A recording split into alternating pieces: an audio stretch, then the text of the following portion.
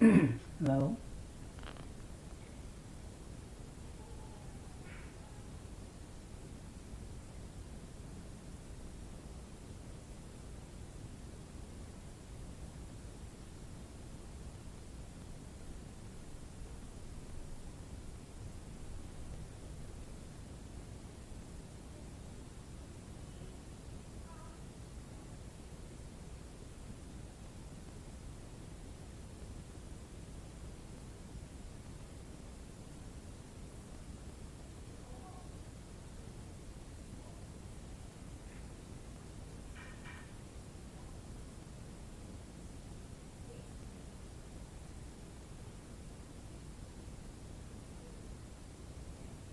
Hi. All right. Chào.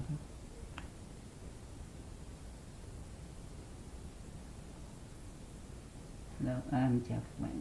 Có nghe không? Như vậy là lớp mình lại phải học online. Hôm trước tôi nhờ thầy ở bên bộ môn ấy. Nhưng mà bây giờ ở bên khoa chỉ có một thầy giảng tiếng Anh thôi. Thầy đấy đang giảng lớp 1 thì chắc là bận quá không giảng được, nên giờ lớp mình sẽ học online. Chúng ta còn hai buổi nữa. Hôm nay sẽ học chương số 9 và số 10. Buổi sau mình học chương 11, 12. Trong cái chương hôm nay, trong cái buổi hôm nay mình có một cái tài liệu nữa về AI trong kinh doanh. Thì mà sau hai chương 9 và 10 chúng ta sẽ học chúng ta sẽ review cái tài liệu về AI, giới thiệu sơ lược thôi. Chúng ta có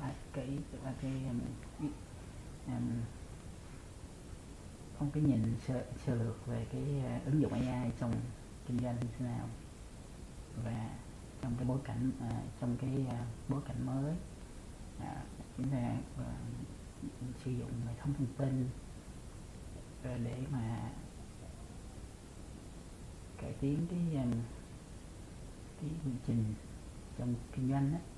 Đồng thời cũng phải thay đổi để phù hợp với cuộc cách mạng công nghiệp 4.0. Như vậy là cái AI sẽ có vai trò thế nào. Đấy, để chờ một xíu cho các bạn vào đủ.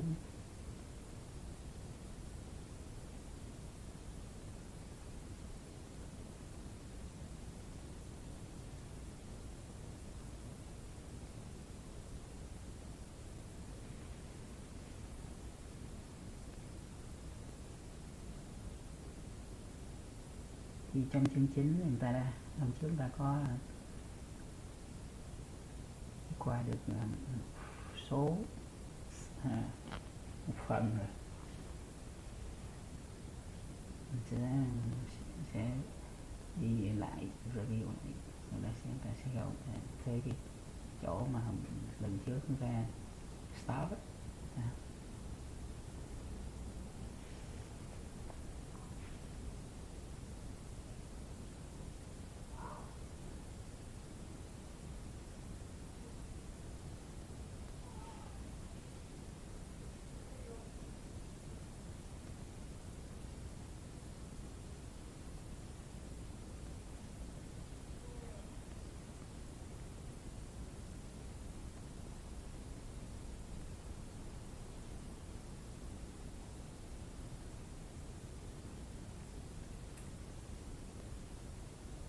Rồi bây giờ các bạn chuyển sang website nha. Mình sẽ dừng cái Microsoft Teams, chuyển sang website.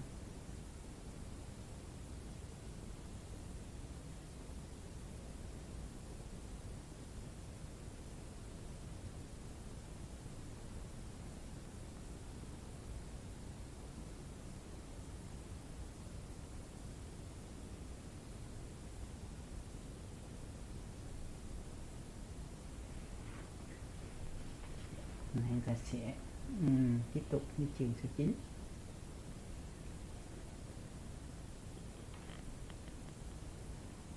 Alright.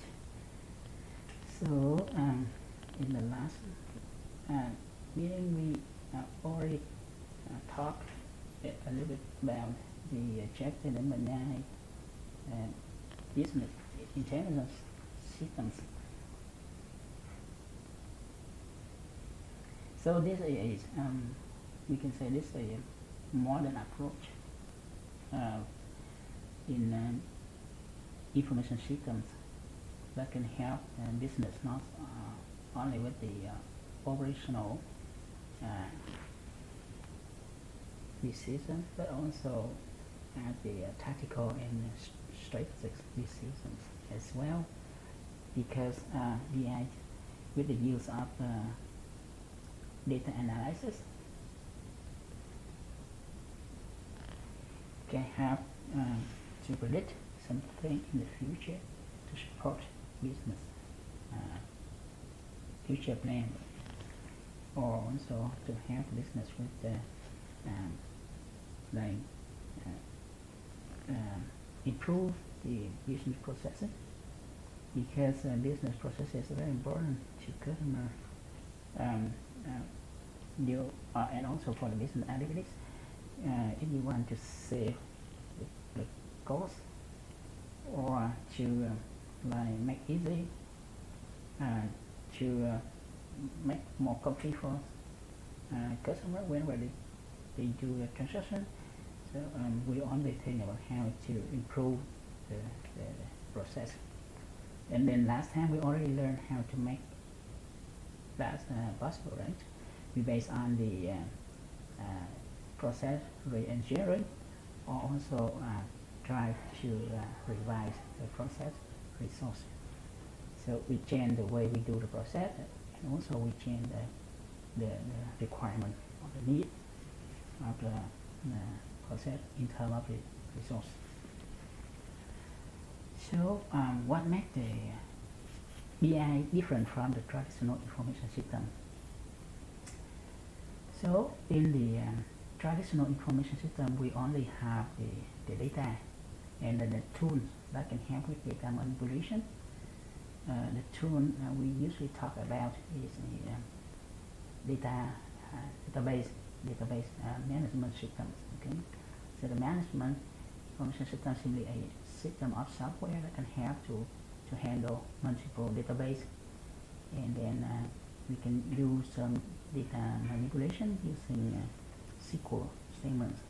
Okay, so we use the SQL statement in order to put the data into the database, or to modify the data, and also to retrieve, okay, to get the data back in order to make a report. Okay, so when we want to make a report, we need to get the data back from this database. Okay, so that the traditional information systems do, but now with the BI we can see more things. Okay, so in the BI we see that they have a new module, right, which is data analysis. Okay, so that can help to make the report. It also help to do data mining, and it can also help to deal with the big data, and also with the knowledge management. So that's make the BI different from traditional information systems. So we also know some useful feature we can have when using BI.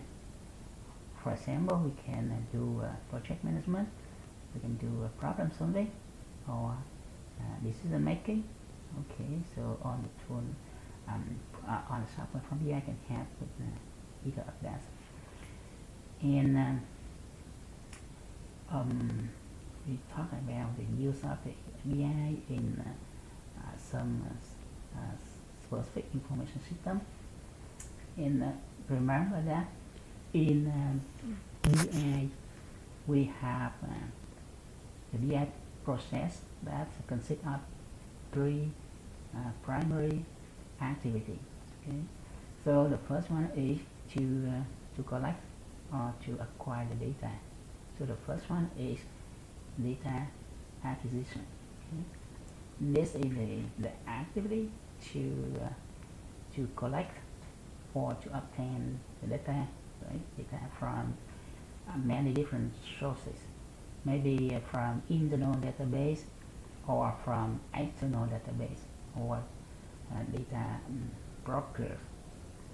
And then we do cleansing the database, the data, because data may have some noise, okay, some missing value or some information somehow inconsistent.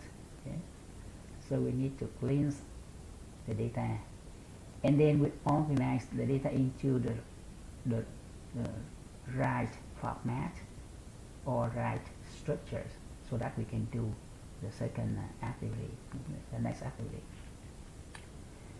The second primary activity in BI is data analysis.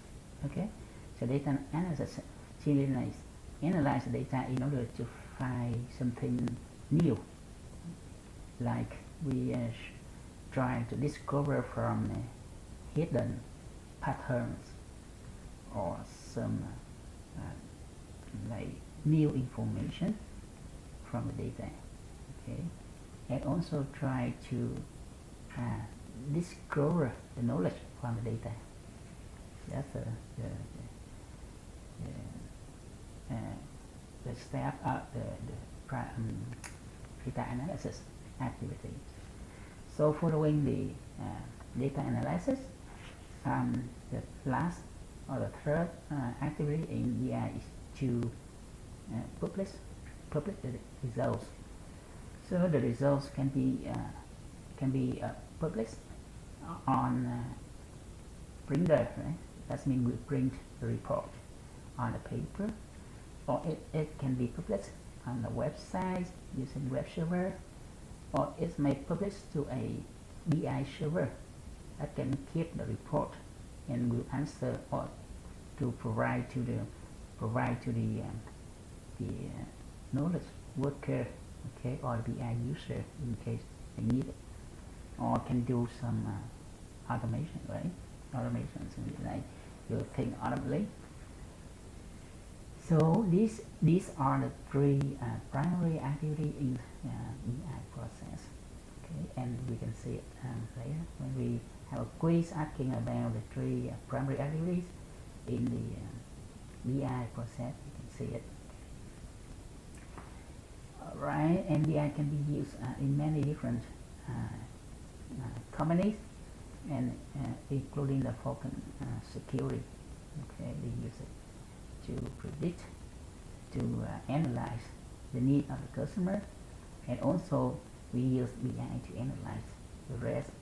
Okay, so we will talk about the information security later after this chapter.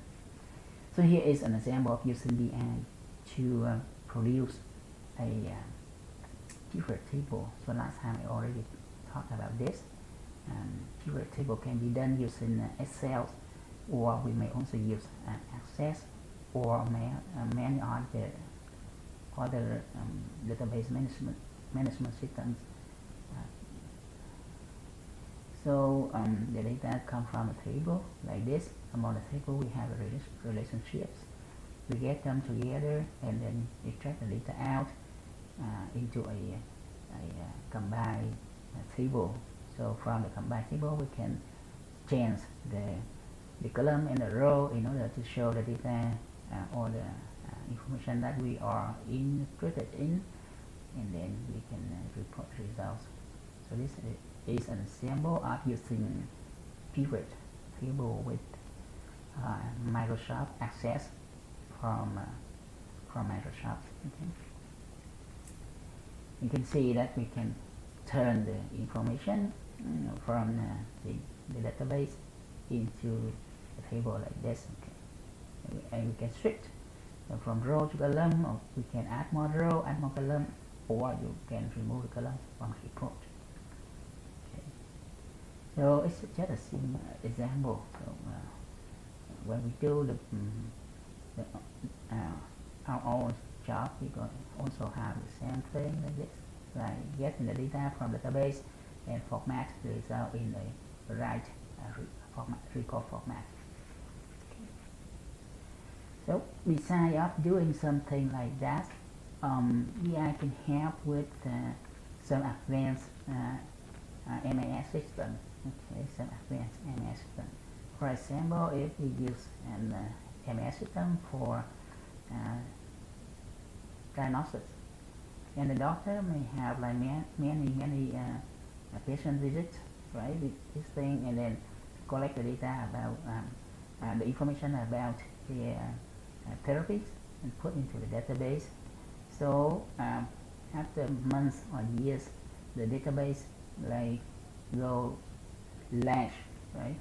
So we have many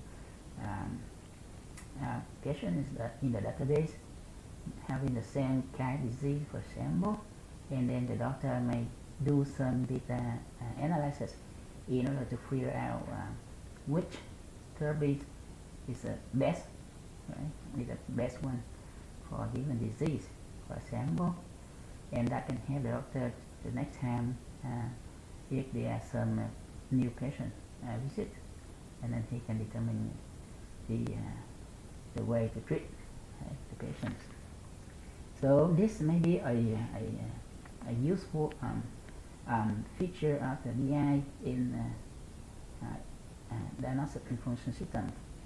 But in this area, this is just an example, because we not always use the BI to do that, because if we want to change or we want to like propose a new method in disease treatment, we need to like get approval, right? We need to be approved by the FDA of the federal of the US. So in every country, we have an organization that taking care of the how the doctor can treat the patients. Okay. So in the US, if you want to apply a new method, a new drug or medicine, you need to get approval from FDA. Okay, that's an agency that care about health care of the US. So in Vietnam, we also have that hopefully we have some department, the ministries of health, wherever they will taking care of this thing, right? Okay. But it's not always like using BI and then we find something new and then we apply right away. No, not on way like that, because even if you run the business, and assuming that you are the head of a department, and then like you find something new and you plan to do using the new approach, but in order to do that, you need to ask the permission, right? Have them set up a conference.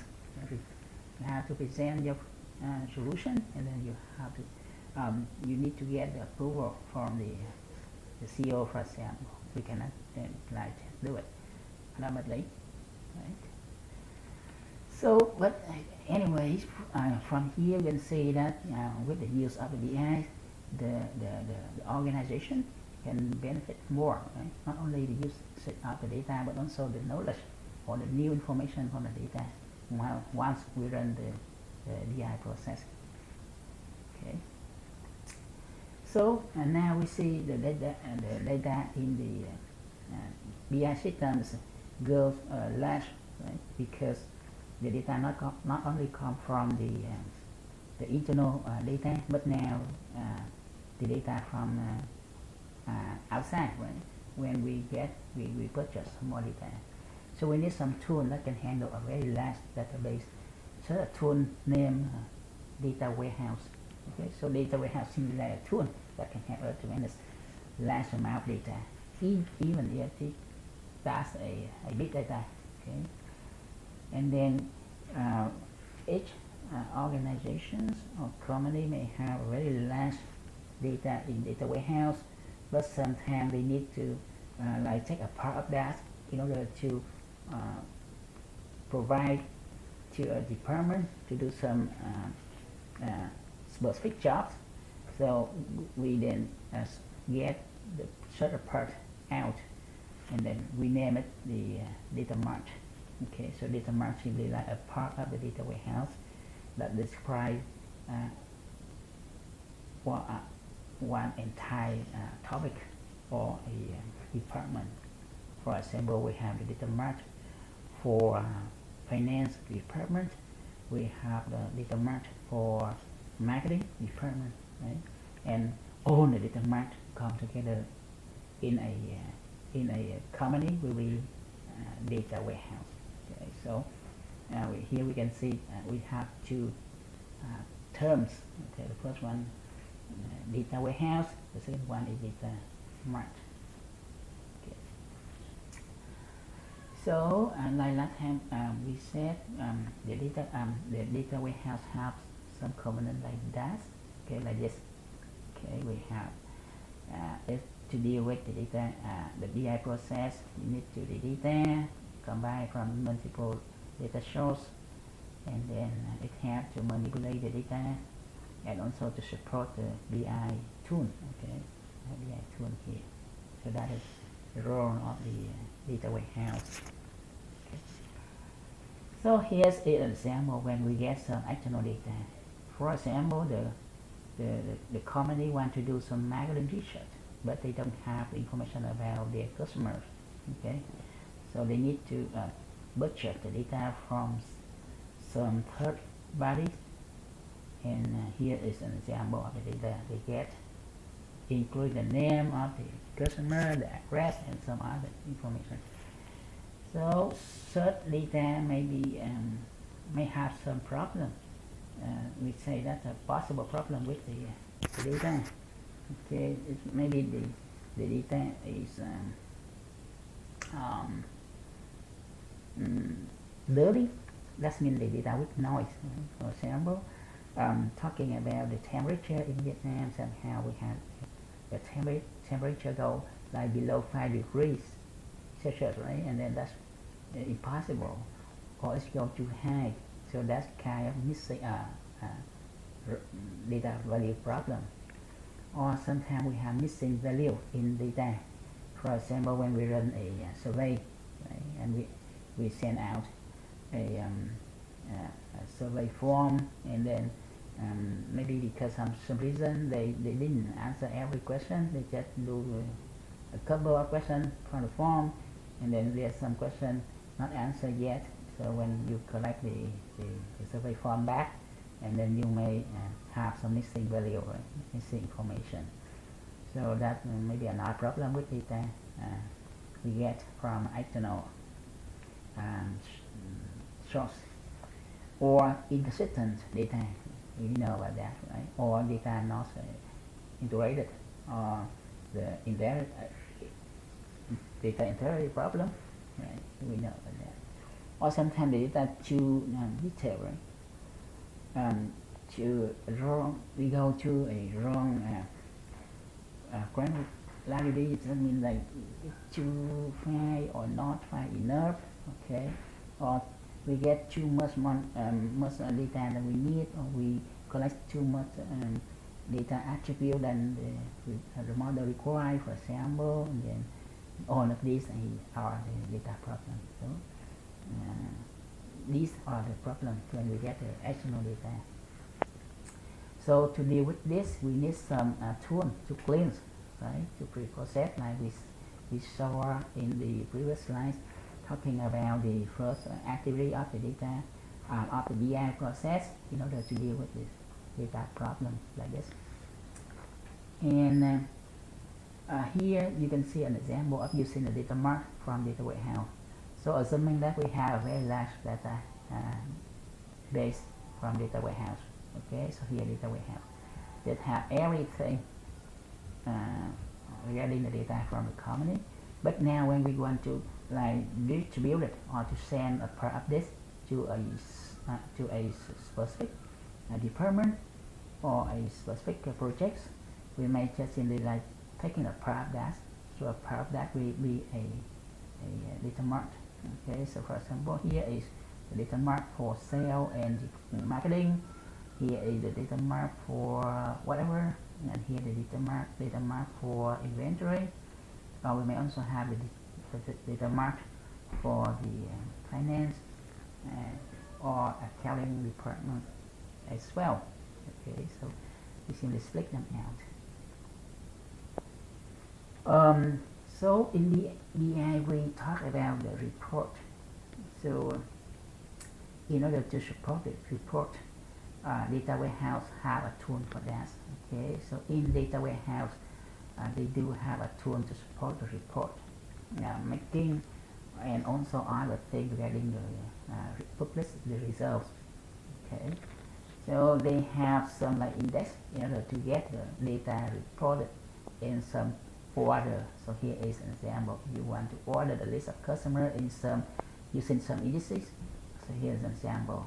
So we can order them based on how recently they order or how frequently or how much money they spend. For example, we can have all of these come together making a RSM indices. Okay, and based on the ordering of the list of customer, we may like group the customer into group. Okay, so we have many different groups of customers. We may have many different plans for them, or even when we need to run some like promotion campaign or reward program, we can based on the list of order customer like this. So order reports only required in the company because sometimes they want to like focusing on some kind of index, right? So what is the tool the data warehouse has for making a report? The tool name is OLAP. So here you can see OLAP. So this is online analysis. Okay, process. So it's simply like a tool to do the data analysis online directly on the data warehouse. Okay. So in fact, OLAP is kind of SQL statement. So you know about the SQL, like in the order chapter we talked about. So OLAP simply like a SQL that can help to make some kind of report like the people here. Okay, or grouping report, order report, super fast, and it's also a SQL statement. And then using that we can report have the result in the format we need. So here's an example, a pivot, maybe this looks like pivot table, right? Or using the OLAP we can do like some drilling down report. Okay, so from the root for a zero in a specific country or in a specific area, we can have more detail. So this kind of drilling down report, we can make it using OLAP. Okay, and besides that, OLAP can do a lot of other things. So in our data warehouse, OLAP is a very useful tool to make report. Okay, so it helps make report, and then based on using the report, the manager at different level, like at the strategy, okay, strategy level or tactical level or at the operational level, can have can make the right decision. Okay, so that's about the first simple task can be done using warehouse to support BI data analysis. Another task here is data mining in BI. Okay. So data mining somehow doing something like more complicated, okay, and make some more useful information. compare with the OLAP one. Okay. So how can it possible? Because data mining is using some advanced tool, right? And then last time we know that in data mining we can use machine learning, and then we have different methods of machine learning like unsupervised learning and supervised learning. Based on that we can do unsupervised data mining and supervised data mining. So here we have unsupervised data mining because we use the method unsupervised learning for machine learning. And similarly, we have supervised data mining as well because we use the supervised machine learning methods. So we will have now the materials, we will review it. So I will talk about these machine learning methods more, and you can understand about how we have different kind of data mining here. Okay. So I simply keep this one. And last time I also talked about the market basket analysis. Okay, so you know that from a shopping cart we can analyze and then figure out how people are shopping, right? So for example, if some customer buy bread, okay, they likely buy like butter, right? Butter or milk, for example. So how can we know that? Because we base on the past, right? In the historical data, we see many shopping carts. Okay, we check many shopping carts and we see that. So using the machine learning, we can benefit the machine learning model. So in computer science, machine learning model can help to present something in term or in form of a tree in order to select the right decision based on the every situation. The such a tree has the name decision trees. Okay, decision tree. So the structure of the decision tree looks like this. So it's starting from the root. So here can consider as the root of the trees, or here the root of the trees. And based on that, we have many different situations, right? So it's divided by one like this. So here is symbol, it's a binary tree. So from a given root, we have two branches, and from another root, we have two branches. Okay, two branches here. So we go into a binary tree. That can tell us if this situation under a given condition, yes or no, we go this or that. So the manager can base on the trees like this in order to make the right decision for a given situation. Okay, so the decision tree is very useful for business managers because it's somehow very familiar to them, right? So in computer science, decision tree is a very popular method in order to modeling some decision approach or method. Okay, or model. And we will talk about that in the machine learning. So we just simply go first. And also another use for the BI is to do trading. Okay, so we have many trading coming out there in New York. They use BI to analyze data in order to make a good decision on investment. Okay, finance investment. Here is some example of the Two Sigma. This is a small company in New York. Okay. So that's the company. So we skip it. We do not need to. So now we have another term that we see in the BI data analysis. That is big data. So big data is a kind of data that's very large in amount in the volume and change very fast and have many different formats. Okay, so such data or big data. Okay, so big data is somehow different from large data because it also changes or varies very fast, right? And also show up in many different formats, not only the number or the text, but also the image, the video, or audio, for example. So such data can be presented in many different formats here, and we call them the big data. So in order to deal with the big data, we also need some tools.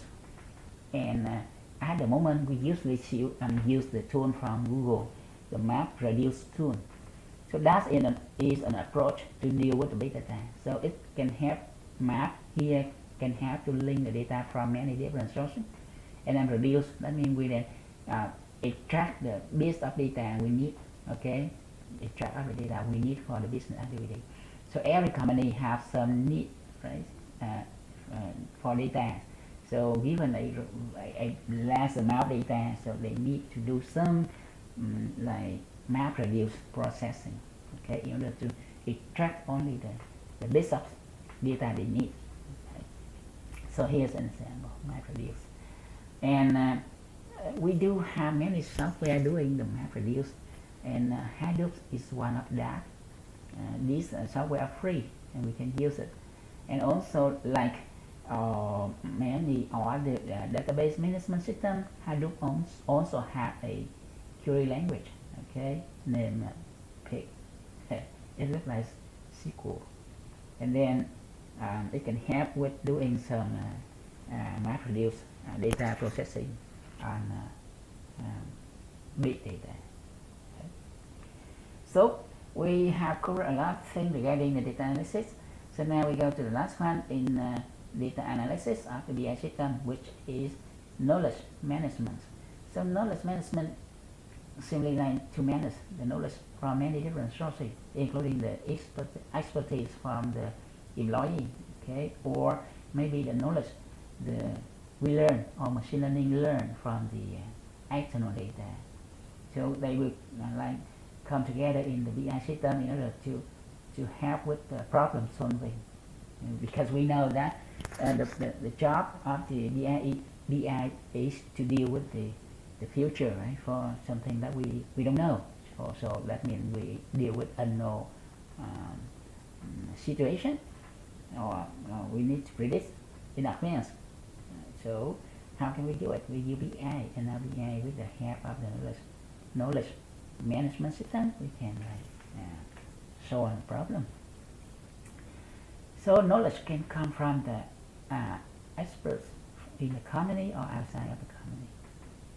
Okay, and use of this we can benefit a lot, right? We can solve a problem better, okay, and also that can help us to share or to retrain the employees as well. So the use of the knowledge management is very is a must, you say. And the knowledge management simply like to have to manage the knowledge.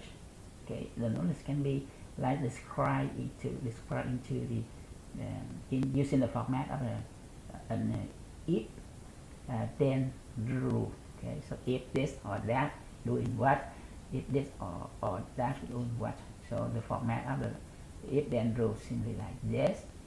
So for example, an expertise like if the price go high, okay, and then the next or the market go less, okay, so then we need to do like restock, okay, or to do some advanced inventory. So such expertise can be like represented using the if then rule. And you know that when you do business, even if we do like stock market investment, we also have a set of rules, right?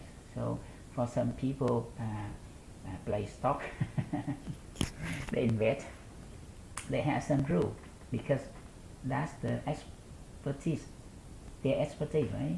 They learn from like practicing every day, or they learn from someone else, and they always keep in their mind the way like if this happened and then they do this, or else they do that, right? So that's kind of the representation of the knowledge using the if then rule. And we do have many rules like that. So here is an example. We have like 10 rules talking about something, helping others with doing something. Okay. So even when you do loan at the bank, they also have a set of rules. So when you come and then they asking for your personal information and other information about your company, your business, and then they will match with the system, the rules they have, in order to determine whether to approve or not your financial request. So we have this rule, the way we represent the expertise, and this model used widely out there, right, in many organizations. So it's popular, but it somehow have problem or drawbacks because it's hard to handle or maintain a large amount of rules. Okay, and secondly, when we have many experts, okay, we have many kind of expertise. So how can we combine them together? It's also hard using the rules. Okay. So and another thing, when we have a lot of rules like this, and then we have to deal with a given situation, which rule will be used first? Okay. So that's problem with weighting the rules from many different experts. Okay. So using the rule somehow easy, but it can make happen many drawbacks like this. Okay, beside the rules in the company, we can represent the knowledge by using the content, right?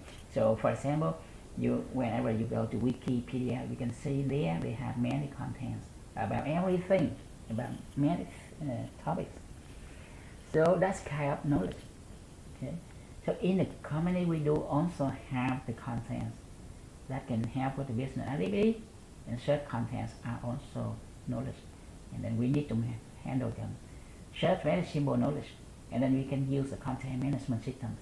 So content management system is simply a system that handles the contents and can deliver the content online or some other media as well.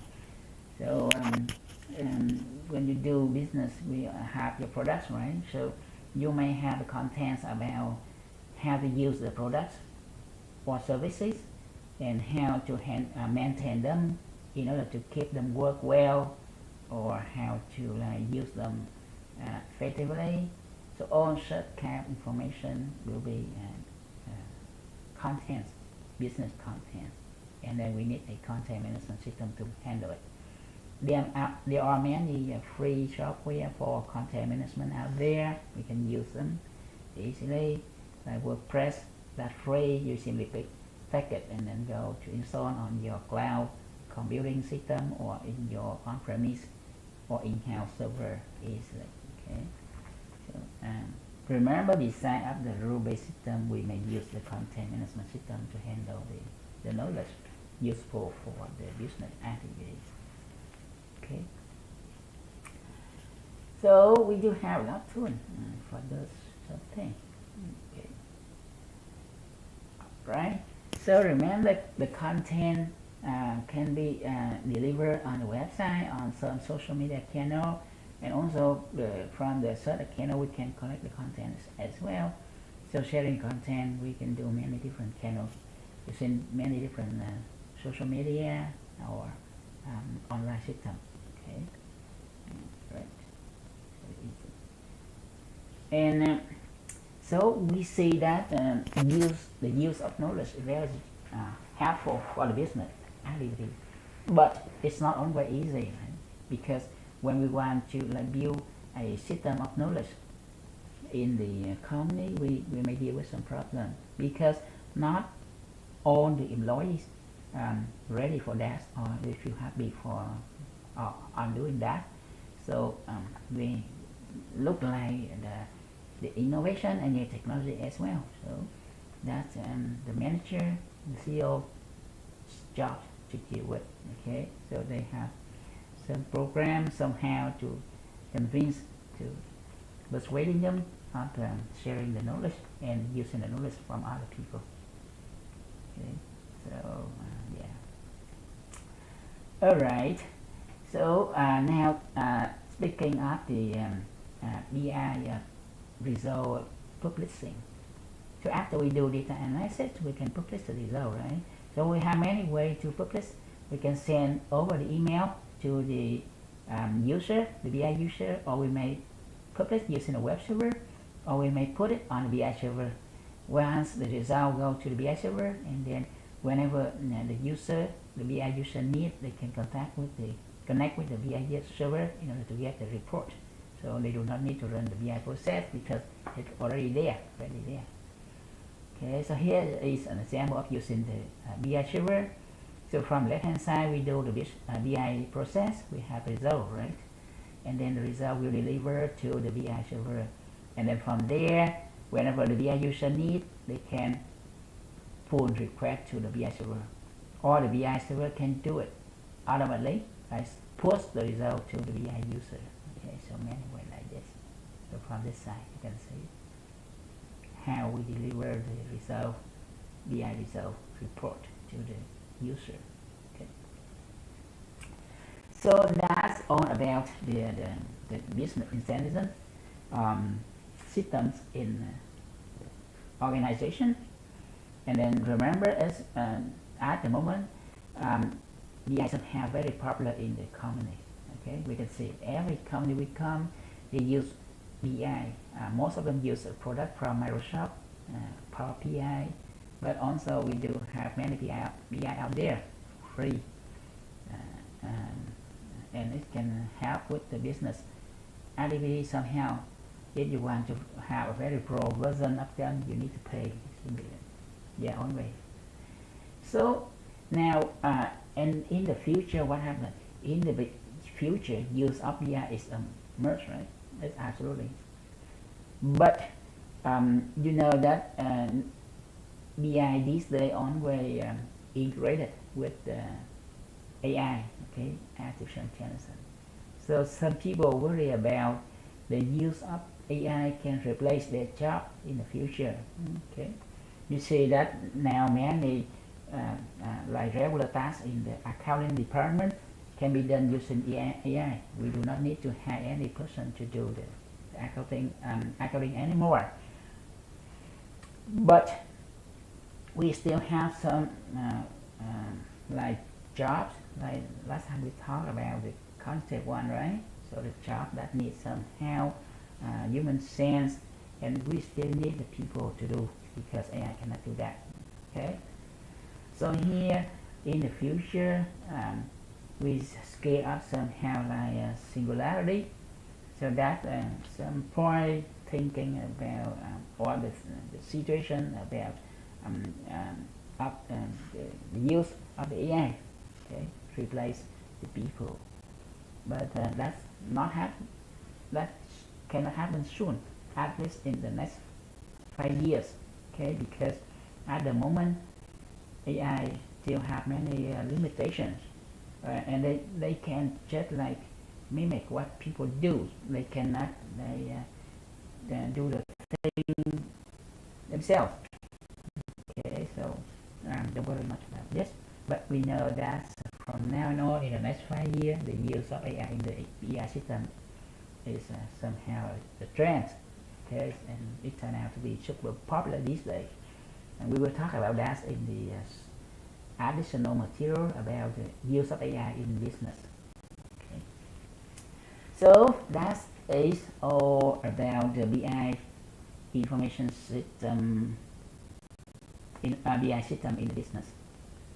Okay, and we already covered some things regarding the BI definition, the BI architect, and tool we integrate into BI, including the machine learning and data mining.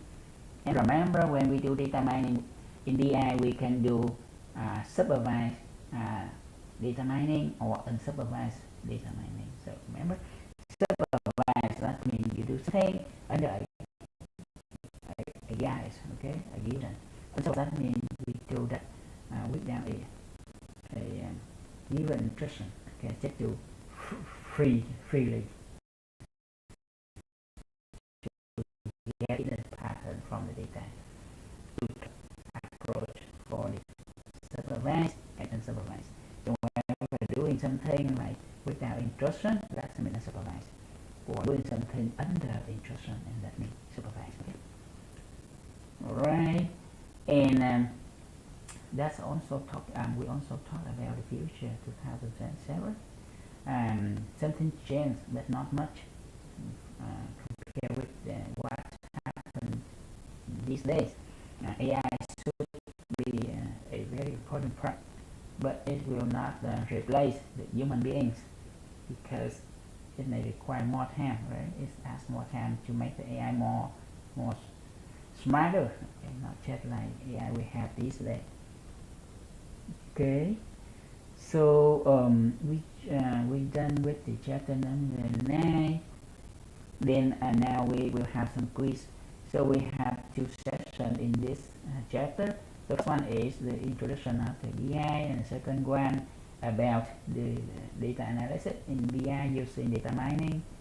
So for the first session, you will have two questions asking about the definition of the BI and what is the primary attribute of BI that we see. And after we have two questions for the first session, we will have two more questions for the second session of chapter 9, right? So hopefully you are ready now, and we will be sending the question.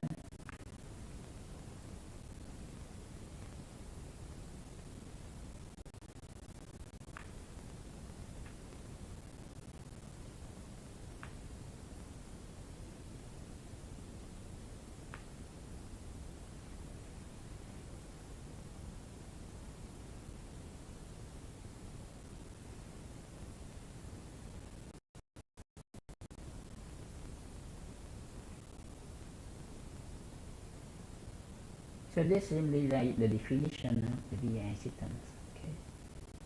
A system that can help with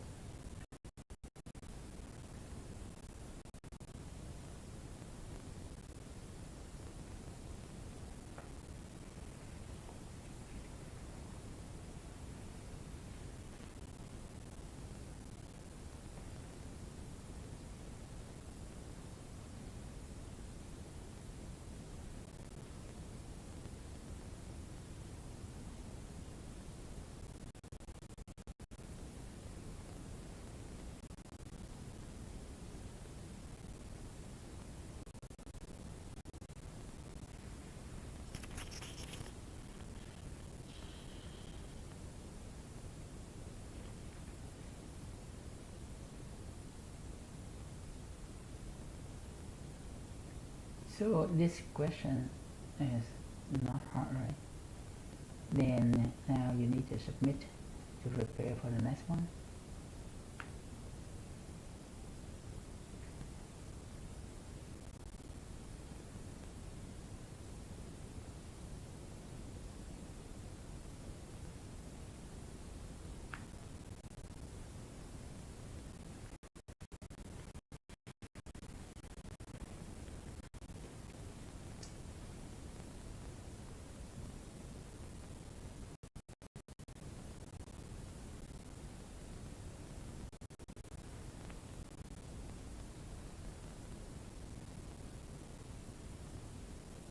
So in BI system, we need a set of software that do the BI job. So the name of the software should be BI application, right? It's not a system application software or whatever.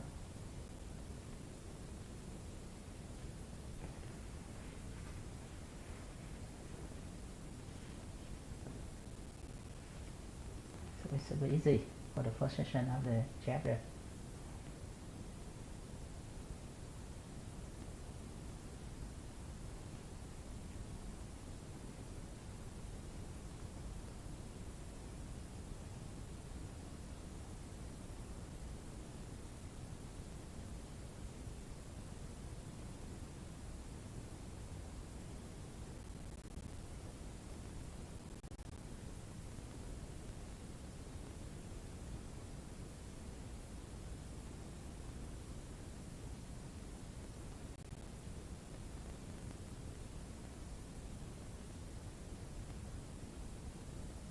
So that those are two questions for the first session in the chapter 9.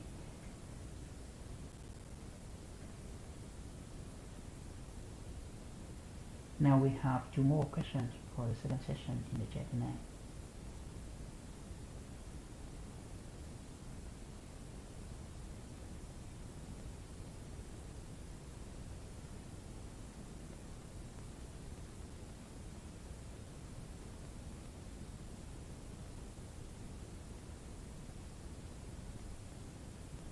So we learn something without an instructions, okay?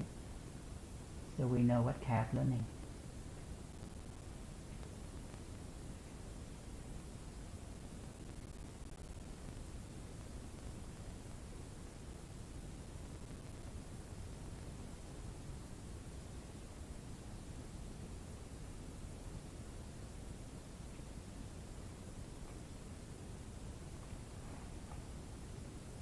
So we may call this like learning without a teacher, okay?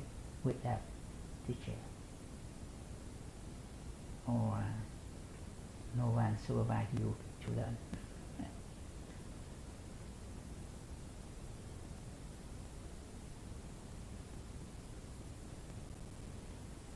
Very simple.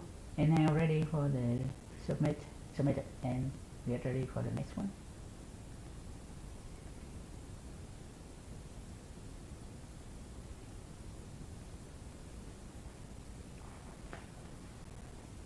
The next question will be also for the session number 2 in the ACEDnet.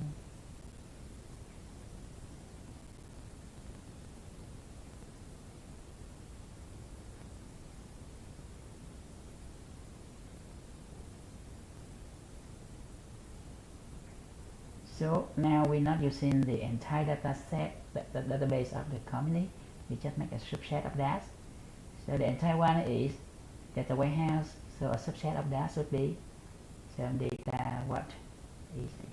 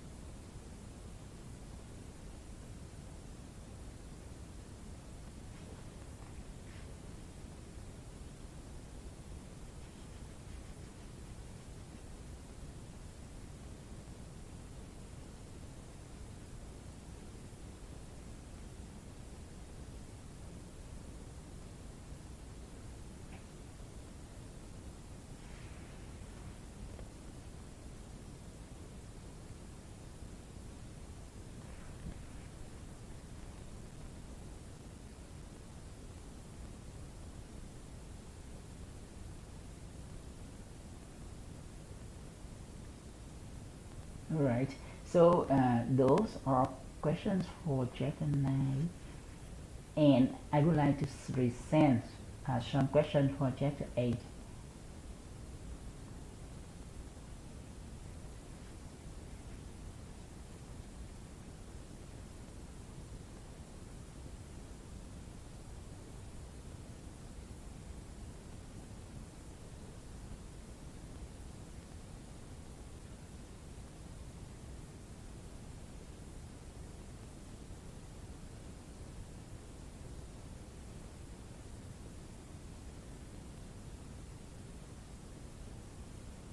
So get ready, send it now.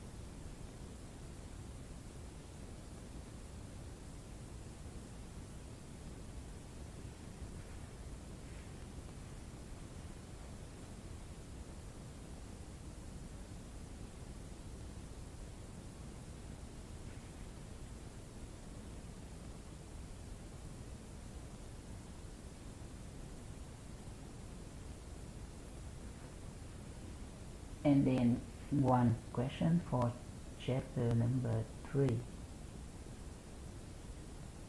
We talk about the strategies and information system in the company.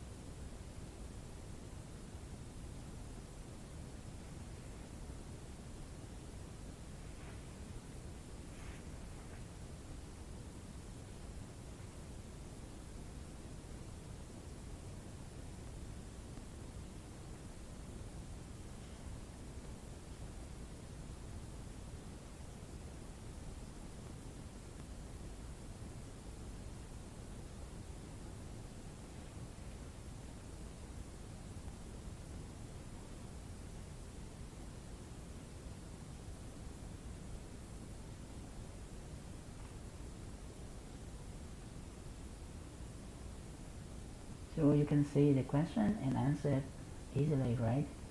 If you have some technical problem, just let me know. Otherwise, we go to the next chapter.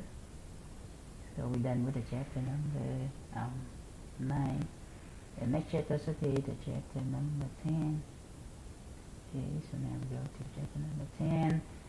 This is about the information security. Okay, so in this chapter we talk about the security of the information systems in the business.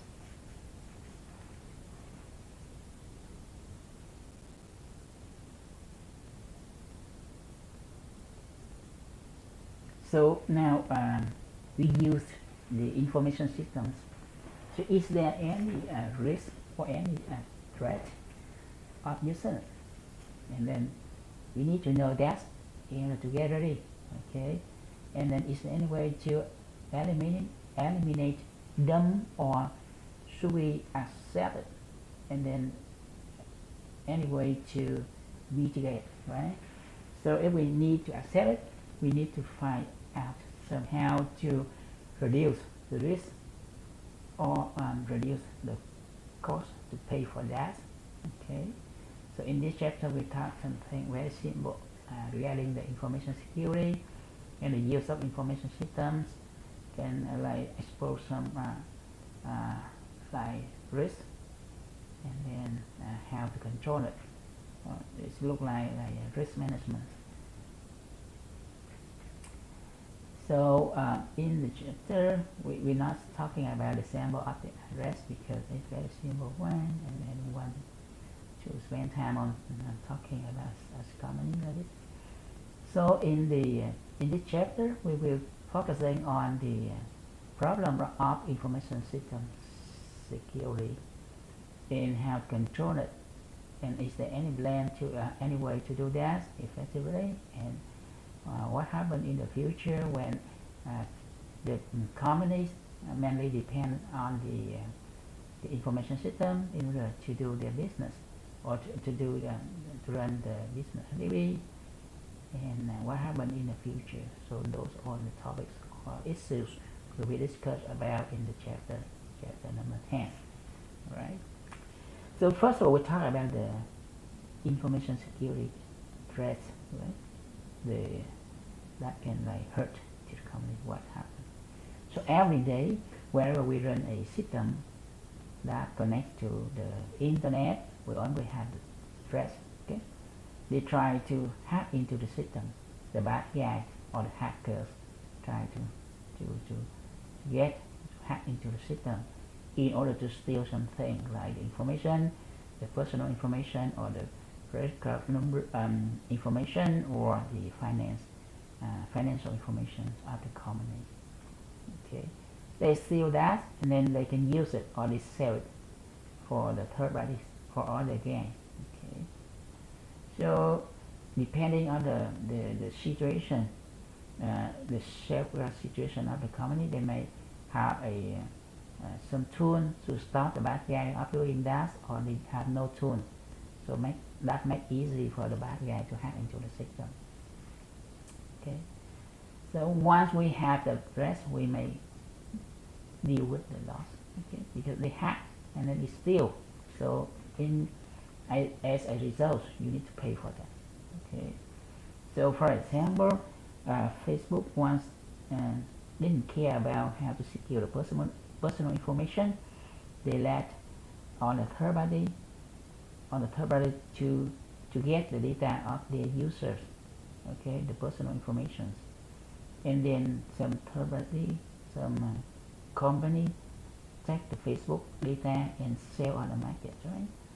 Or sell it to the market researcher or the market research companies as well. So that's bad. So that means because they didn't care about the threat of such situation, and then they lost. Okay, they deal with the loss. The loser here may be the customer. Okay, sometimes you're not happy because they didn't secure your information, or they did that without your concern, right? Without concerning your idea or your audience. So that's bad. So you may quit Facebook, and that's how they lose customer user. Okay? So that means we need to taking care of the rest, or else we deal with the loss. Okay, we have many different kinds of losing things. Talking about the threats. So what are the source of the threats? Is there only threats come from bad guy or hacker, or is there any other source of the threats? So here you can say that threats can come from many different sources, not only from the bad guy out there, but also come from the internal activities. So how can that happen? So here is an example. So like your the company have the employee, right? And then the employee or the staff somehow running the system wrongly. They make some mistake because they follow some procedure. That's her mistake, or because they do something carelessly, okay, and then they make mistake, or because they have to deal with some disaster, natural disaster, that also make a problem, or both a threat to the system. Okay, so besides something happen like by internal activity or employee, we may also have the threats come from outside, right? Like bad guy outside the company try to hack into the system using some popular methods here, like pretexting, phishing, spoofing, sniffing, hacking. Right? Some of these techniques can help the hacker to hack into the system. Okay, so after they hack, so the thing we lose here may be the personal information from the customer or from the company, or some other kind of data we may lost. So we do have many different sources of threats, right? Come from internal or external source, like we just said. So here we have some term about the threats from outside. Protecting, we see this, right? So for example, one day you have a SMS message on your phone telling that your account at a bank have problem because you didn't change your password for a while. So now the text message telling you to tap the link below and follow some instruction out there by entering your personal information, and finally confirm something. You will be like solving the problem. Okay, it looks like normal, okay, but it's not really normal at all, because for the bank, if they want to ask you to update something, they will ask you to come to the office, okay. um, this is a common way to do it. They never ask you to do some using some automated system or texting you like that way. And all the thing we can see here is simply the text come from some strange number, right? And then you can see it. So it pretend that it come from your bank, but it's not. It's not. So that's kind of protecting. Phishing similarly. Phishing also tries to like make you believe that it come from your bank uh, through via an email, right? Asking you to click the link in the email in order to update your information or personal information or security setting in order to secure your account. But in fact, it's not, because the bank will never send out an email like that. Okay, so but people have such threats every day, right? They try to hack into the system or spoofing, right? Similarly, they try to like make something like approve something this or that and asking you to follow the instruction or doing this, doing that, giving out your personal information. And if you like have experience with that, you never follow them. But for some people, they don't know, so when they see the email asking doing something, and then they just simply follow. Okay, so that's a very common way the bad guy try to hack the people. Okay, so besides that, they use some other tool or software in order to lock, to hack into the system or to hack into your account. So that's the external threats, right? It comes from outside, and we have to deal with them simply by recognize that somehow different or somehow strange, and don't follow them. So in order to deal with such threats, be careful when using your email, right? Do not do any personal information update via an email that you don't know. Okay. If you see some mail like that and you want to follow them, making sure that you call the bank or your company before doing that, right? For example, if you see a mail asking you to change the password at your company system, you need to call the help desk at the company, right? Using your phone, making sure that that's the right one they sent to you. Or if they say they didn't, and then you stop using that email. So that's not really hard. It just needs you to be careful before doing something and checking it. Okay, double check all the time will save you a lot of time and money.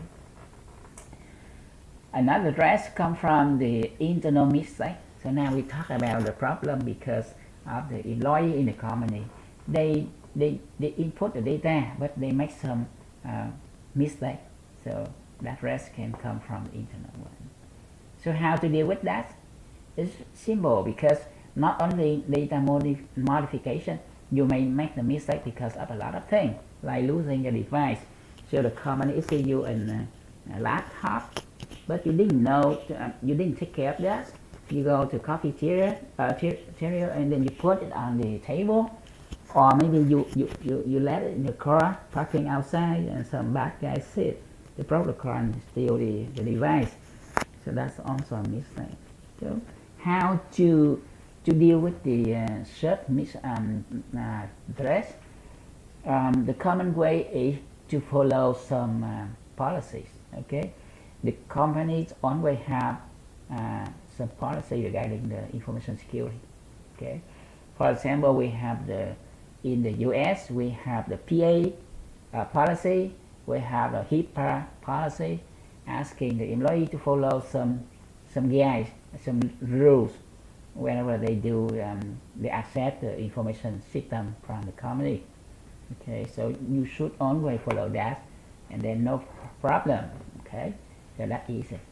So that is how to deal with the the internal address. Okay.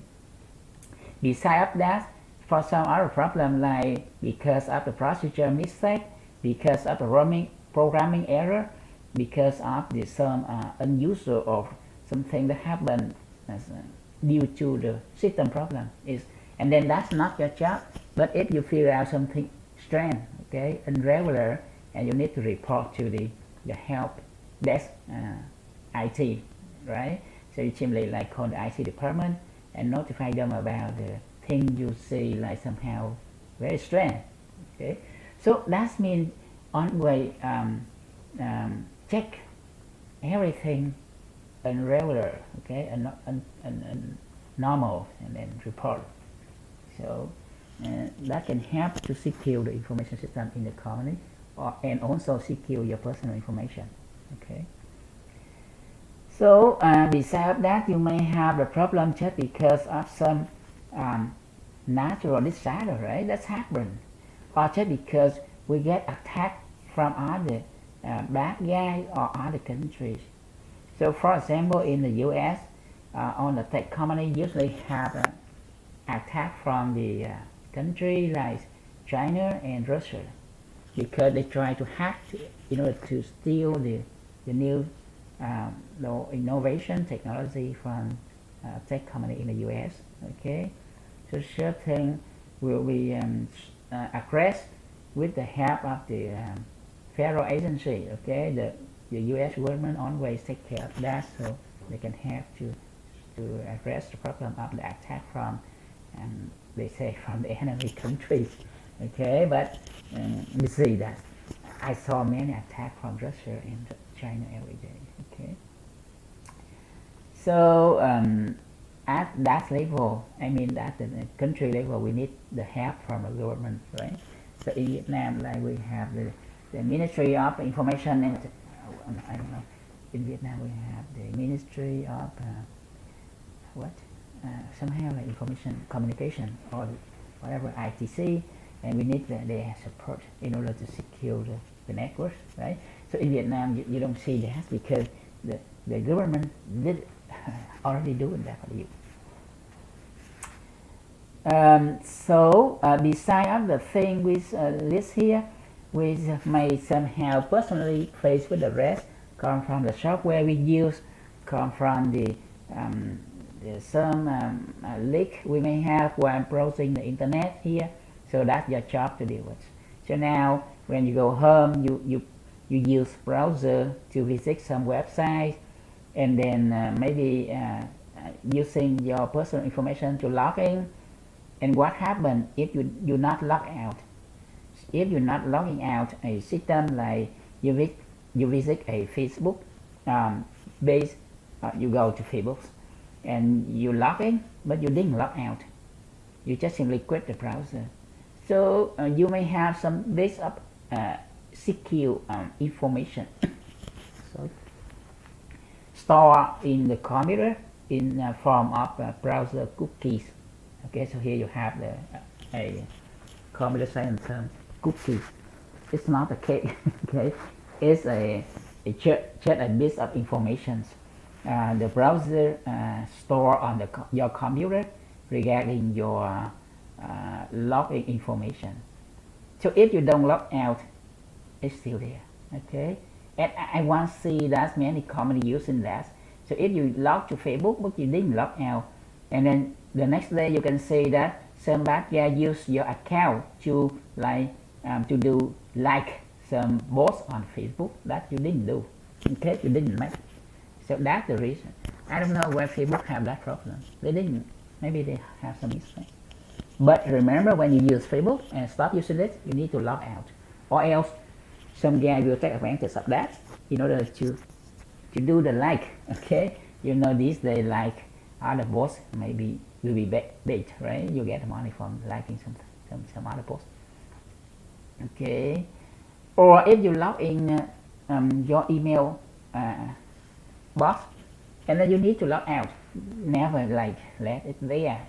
It's not a good way to work to use the internet. Okay, so Remember, for personal users, you also taking care of your information security. And here is a report of some popular attack the hacker usually use. And then you see in the last 5 years, they use some popular approach like denial of service, or the malicious insider, or web-based attack, or the malicious code, or phishing. Phishing is very popular these days, or stolen device. And it hurt a lot because you see the company have to pay a lot. On average, it's about 200,000 of dollars every year because of a accident due to the information system or information security. And more and more, right? So you can say, why hackers try to hack? Because they get money. So the only way to respond to them is to be careful, okay, to be responsible, and to be ready, okay. So we learn the PA or the HIPAA because they want you to do readiness, okay, readiness regarding the attack from the regarding the cyber attack, okay. So we can experience with many cyber attack out there every day, and we try our best to mitigate, okay, to reduce it, to reduce the loss we may have. And remember, no way for us to eliminate them, because whenever we use the system, whenever we use internet, we still deal with the problem of information security, okay. Alright, and again, remember, for personal security, you also need to do some self-defense, okay, to protect yourself against the attack, the cyber attacks. So you can take making sure of having the best password, okay, making sure to change them regularly, every 6 months or every 3 months. And remember, never use or send your personal data over internet, like email or instant messenger, okay, because some guy can hack into the system, mail server, or your instant message server, and steal information from there.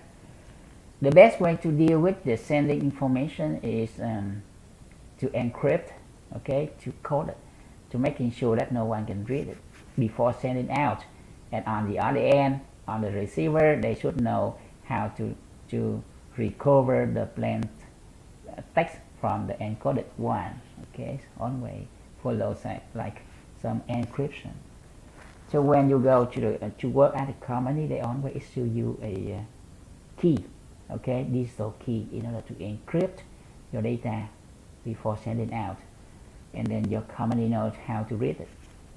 At the university, they do the same thing, okay. So on the staff need to have the key to encrypt the data before sending out, okay. And also keep up to date with the news from a cyber attack or security information. So you need to update every day. So like today, they say last week on the Linux system have problem with the usage of the super user. So the problem can allow a regular user turn out to be an admin of the system easily, and from there the user can handle the entire system or reading the information, personal information of the other users. So that's very weird, right? We trust Linux server because they are secure, but you know what? Last month they have a very big mistake of security. So, but because we keep listening, learning, or getting the news from the security side, so we know that happened, and we go one step earlier in order to stop the hacker to take that advantage. So even though you are the businessman, but you need also know about the information security and some news about the security problem in order to one step earlier. Okay, one step earlier before you be attacked by the bad guy. Okay, but you see that happen all the time. So for example, now we are using smartphone, right? Either you a smartphone from Android or iOS, we always have like updates, security updates, right? Because Apple have mistake too, and Android from Google have mistake too. And then sometimes they say, "Oops, I make a mistake, so now I need update." So you then need to update your iOS version, right, to the last one. You may also like remove some tools, some software because the software is no longer secure, for example. So we do keep doing that every day. Even today we feel like, oh, my smartphone is secure. That's because we didn't know there's some mistake in the device. Okay, and then one day the provider say, oh, I make a mistake, so now you need to upgrade, and then upgrade, okay, all the time. Okay, so when using the information system, we always taking care of the security for the system. We do that at multiple levels. So in the information system, we have 5 components, right? So here we divide them into 3 groups. The first group regarding the software and the hardware, making sure using the software or the hardware from the provider you trust. Okay. For example, if you are using the software from Microsoft, that's cool, or from Apple, that's good. But if you get from some company, making sure that you trust them, they are trusted. If they are not, don't do it. For example, never use the cracked software. Okay, some guys say that they crack the software from Microsoft so you can use it for free, but be careful because they may make some bad thing in the software, because now they can put in the software whatever they want, some bad code, okay, some viruses, and then you take the software installed on your computer. That means you open a door for the bad guy. So be careful of using the software. Hardware as well. So now we get a Mac laptop. That's cool, okay, but sometimes we get a Android device from a company from China.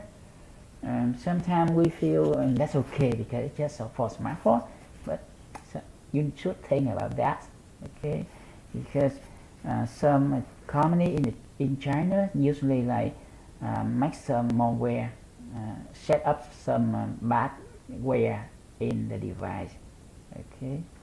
So that's the reason why in the US or the federal agency organization never use the device from China or Russia. They only use the ACEDnet stuff. Company PC or server should always come from a company from the US, okay, in the US. And also with the hardware and software, you should care about the data, making sure that you encrypt them whenever you store on the device, and also set up the firewalls, and then set up the malware protection, and also making sure that you have proper application design in order to avoid the mistake. Okay, so at the hardware and software level, be careful with that. We will have some example about the problem with software development, and then you can see a security issue with that, okay, later in this chapter. For the data, making sure you have the right device to store the data, and also together with the encryption and user permissions in order to allow only people in the community to use the data, right? And for the procedure and the people also, we need to run some policies. Okay, so like I said, in the US we have PA or HIPAA in order to help the employee to follow some regulation when using the information system, and making sure that they follow them and keep the system secure, right? That's not only with the system of the accounting, finance, but also human resource management, or in any other information system where we collect the information, personal information from the customer. We always be careful the security, information system security. Okay. So here you see in the US we have some like PA, that's a regulation starting long time ago. Or the HIPAA, we also have it. In Australia, they do also have some PA on their own. They ask some requirement, making sure that user follow the use of information system. So they change every day. Right? So like in the US, every day we need to learn the thing, update the thing, and you know what? You need to do the quiz as well. Okay, employee or this university staff only do the quiz, making sure that you remember how to use the system in the university securely, or you you use the information system in the company correctly. Okay, so that's some policy the employee should follow, and they all relearn it. Okay, to remember. For personal usage, making sure you have a good password for every account you have on the internet. So if you use Facebook, you should use a good password, long enough, not too long, with many different type characters, including the number, the letter, right, and the symbol as well. So no one can guess, okay, can hack into your account. So if you have many different online accounts, you should use different password. Okay, do not use the same password for all the accounts, because that's bad. So we hack into one and then go to the other. So we make it sure of that. And before giving out your personal information, make sure to check the inquiry, right? So some guy asking you asking your like ID number, your revelation, and then your address. You should check it, okay, because in Vietnam it's very regular for one company or the other asking your personal information, right? Like when I go to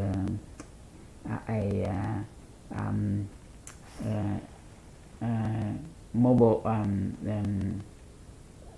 company, they asking me everything, even taking the picture of my ID as well, right? You go ở Việt Nam đấy, mà mình ra ngoài cái công ty nào hình như ai cũng có quyền hỏi về cái thông tin về cái cá nhân á, nhưng mà ở những nước khác như ở Mỹ không có chuyện đó, họ không được quyền hỏi. Họ hỏi cùng lắm mình cho người ta biết 4 chữ số cuối của số an sinh xã hội, cái social security number. Nó giống như là số căn cước công dân á, căn cước công dân. Ở Việt Nam mình căn cước công dân là 12 số, đúng không? Ở Mỹ nó có 10 số thôi. Để xem, ba sáu, đúng là có 10 số thôi. Việt Nam mình ít dân số hơn nó, mà đến 12 số, biết để làm gì.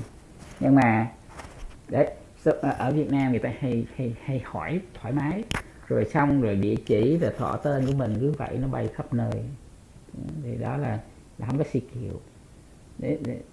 So many other countries they not allow that. Okay, so no one can ask. They ask me, hey, what's your social security number? No way, because if they want to ask that, they need to work with a third party company, okay, to making sure that my personal information is not leaked, okay, not compromised by the bad guys. Compromise they mean you take something with their permission. Okay. So regarding the personal information, we need to make sure not giving out to anyone. Okay, do not do that. So here I see like your personal information in the student list. It's not really good because I do not need to know your date of birth, your full name or your address. No, as a teacher, I only need to know your student ID. That's it. That's for me. Okay, but I don't know why in the list I have everything. That's not good because so when I manage your your information, and I have to be more responsible for that, right? So I don't like it. Right? For student, teacher only need the student ID. That's enough. Okay, you do not need any other card information. Yeah, and besides, when you use your computer, you need to set up some software, right, to remove the bad or the virus software from your computer. And even though you are using your personal computer or you use the company computer, you always have such tools. And for encryption, remember only using something secure. Okay, so for example, the secure here is the tool that can encrypt your data when you send over the internet. So remember, when you go to a website, you try to log in. That mean you send something on over the internet. Okay, so by the time you enter your username and enter your password, those information will be sent over the internet. So you should use some secure protocol, internet protocol. So here is an example. When you go to a website, you have the protocol like HTTP, right? HTTP. So this is not secure. You should use HTTPS, right? So that's a secure web protocol. So for example, when you go to a website, do not use the website with only HTTP because that's not secure. So by using that website, you have to accept that whenever you enter your password, whenever you enter your username, some guy can read it. Okay, but if you use the website with S, that means secure. So whatever you use on the internet, the protocol should start with S or should be ended with S. Okay, so like HTTPS, okay, or SSL, that means secure socket layer, okay, or transaction layer, socket secure, whatever here. So you have secure. Or if you want to send a file over the internet, you use the FTP. So that means the file transfer protocol. That's not secure. In order to use secure one, you need to use SFTP. So that's a secure file transfer protocol. Okay. So whenever you use anything on the internet, you need the secure one, making sure no information will be leaked because of the internet protocol. And you set up many firewalls, right? Making sure that no one can hack easily. They can hack one, but they cannot hack on the world at the same time. So more fans you have, more secure your backyard is, right? So if you want to secure your backyard, you set up many fans.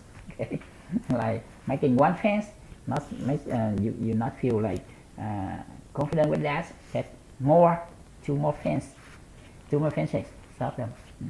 Okay, yeah. So it looks like your house, right? You make many fences to stop people to break into your house, to prevent them.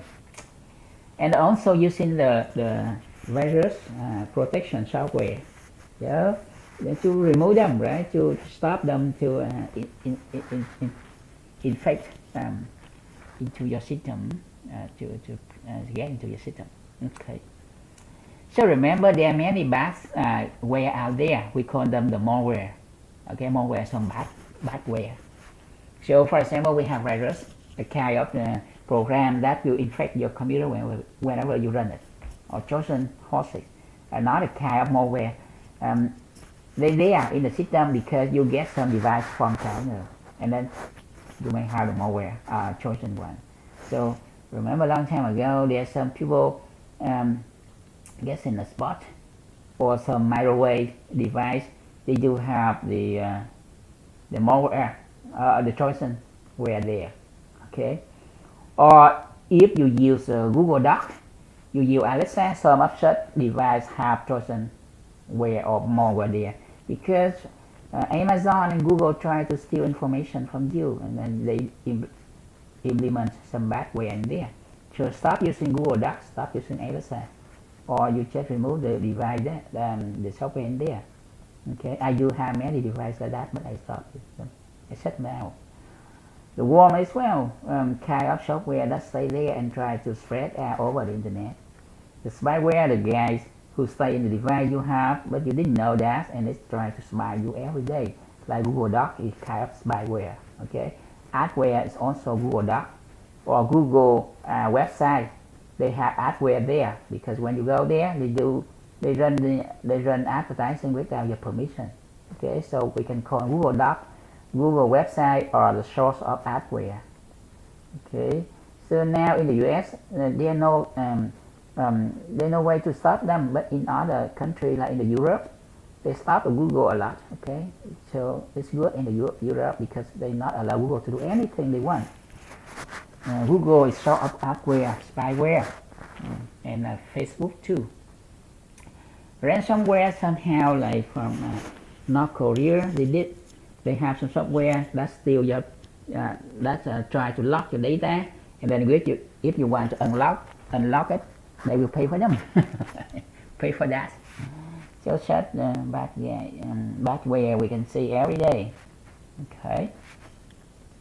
So those are examples of the malware we may see every day from using the internet, from using the software, the computer, or the information system, and you should be aware of that. Okay, because as long as you are well known, you are aware of the thing around, and you may make yourself ready. So that kind of readiness we need whenever you use information system, or whenever we use the IT stuff. So be aware with that. Okay, like you use the iPhone, you should be aware of that. You use Android, should be aware of that.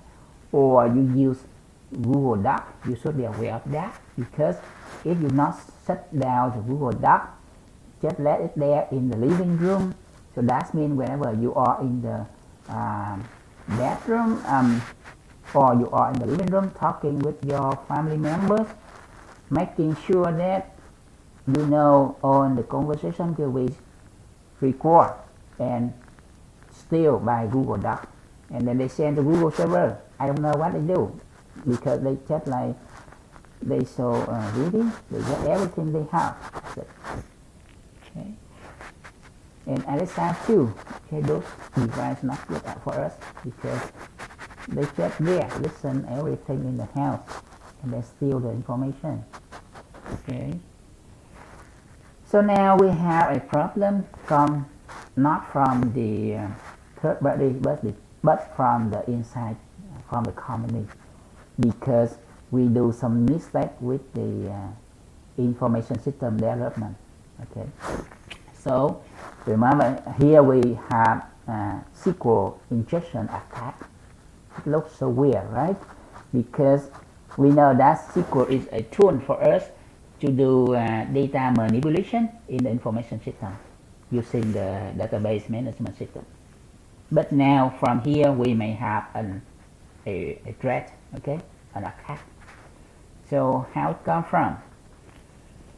In the database, in the information system, we usually have database, right? And then whenever we want to check something, we need to read from the database using a SQL statement. So here is an example.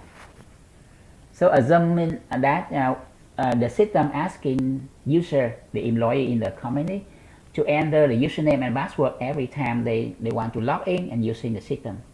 So for example, as a user, you know that your username is, for example, you, and the password is, for example, V, and then when the system asking you for the authentication, you say okay, and then you enter in your username U and your password P. Okay, and assuming that your account is on file, that means in the system, and then the system will check using a SQL statement like this. Select checking the thing, everything from the user, a table that have every user in there, where the username is EU and the password EEP, and then if your user is valid, right, and then it say okay, approve it, and then you're done. You can log in the system because the system found you in the database. So now what happens if a hacker know your name and try to hack into search a system? Because here I say the where user and password is like this, making a problem, making a SQL injection or SQL injection a problem. So here you see how the hacker use it. Take the advantage of it. Take the advantage of this. Assuming that the user know your name, because it's easy to get the username, right? But if the hacker he does know your password, but he tries to enter the thing like this, X or true. So as a hacker is enter the use for username and X or true as password, and then the system take all of these things to check, making the SQL statement like this. Check from the user, where user equal to use and password equal to X or true. So the first part of the expression here, the logical expression here, user equal to use. That's true, right? Because the hacker know your name, username. But now the hacker didn't know your password. He just enter X. So this is wrong, right? It's false. However, the logical operator or here make the thing true, because or true, that means whatever you do from the left is true on the way here, right? So since it's true, together with this is true, making the and here true. So that means that the system say yes, and then it let you log in. It let the hacker log in, right? So that's bad. But it happened. Many systems didn't care about this. They make mistake because for a while this is a very popular way to check the user authentication. Okay, and then this way have been taught, okay, at the universities, and many students graduate from the university using this way to do the system, right, to set up the system. And then you can see out there a lot of systems having the problem like this. So this is a very well-known SQL injection attack, okay, and you know that. And then here in the university we do see many systems still have this problem. Right?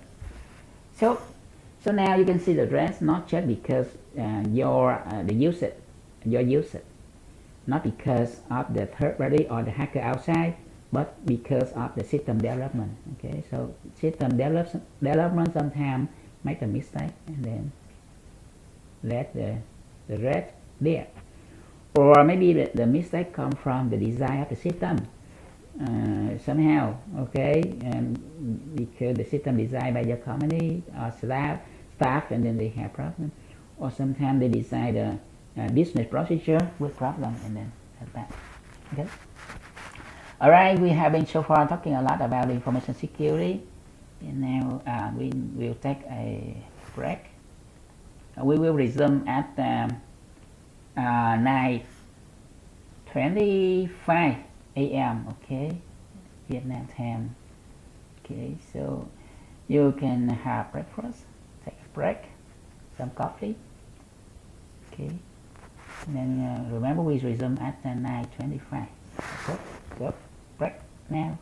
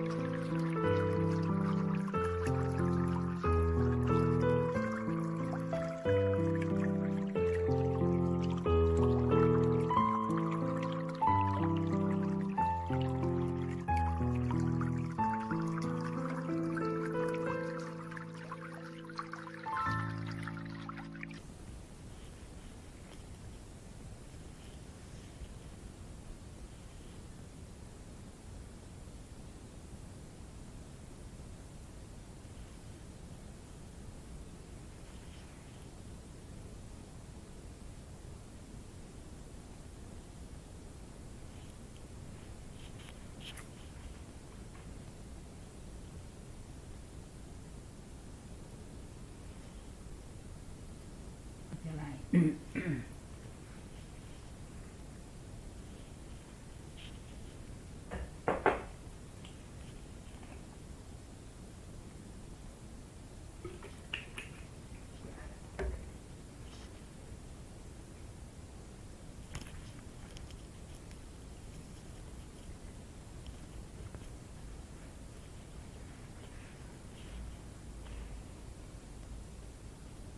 lại với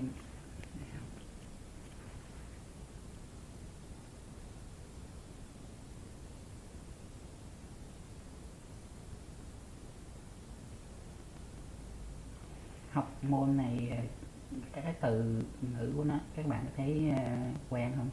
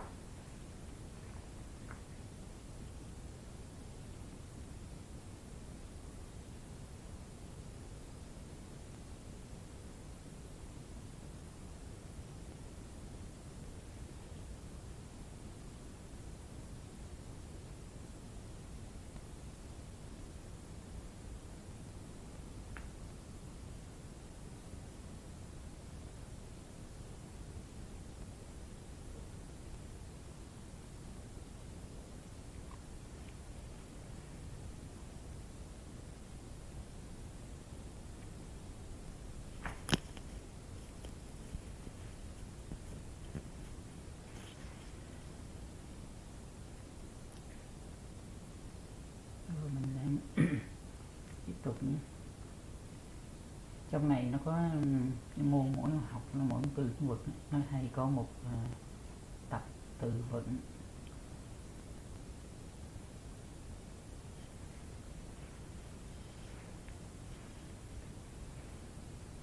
Các bạn phải chịu khó lọc cái tập cái từ vựng nó ra, chứ mình cũng quên, không biết. Ví dụ trong cái lĩnh vực của mình thì từ ngữ mình quen, nhưng mà qua cái lĩnh vực khác thì mình cũng phải học từ. Mỗi lĩnh vực là từ ngữ nó khó. Nhớ hồi lúc tôi làm luận án là tôi phải về sinh học á, tôi đi học y á, trời ơi từ đau không luôn.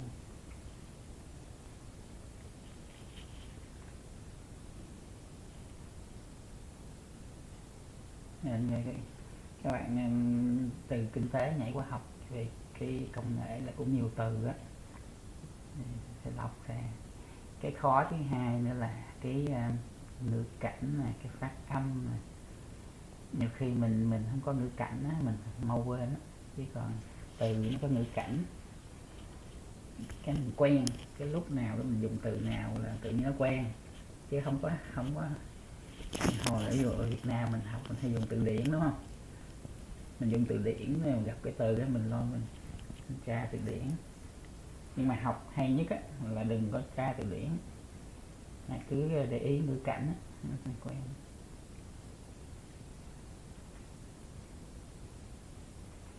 Giống như nhiều khi tôi không biết cái từ gì là tôi toàn hỏi tụi nó, hỏi giống như mình không có biết từ luôn á, tức là mình chỉ muốn nói về một cái hiện tượng, thế là mình sẽ hỏi là như thế này như thế kia thì sẽ dùng từ gì, nghe lên nó chỉ. Rồi phát âm cũng bắt chước nó thôi, chứ còn thực sự mà nhìn từ điển mà phát âm mà nhớ thì khó lắm.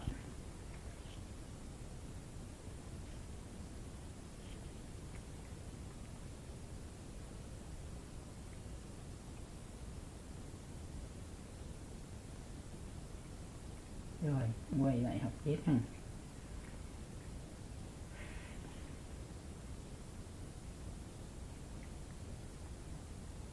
Lớp mình có còn ở đó không? Nghĩ ra đi ngủ hết rồi.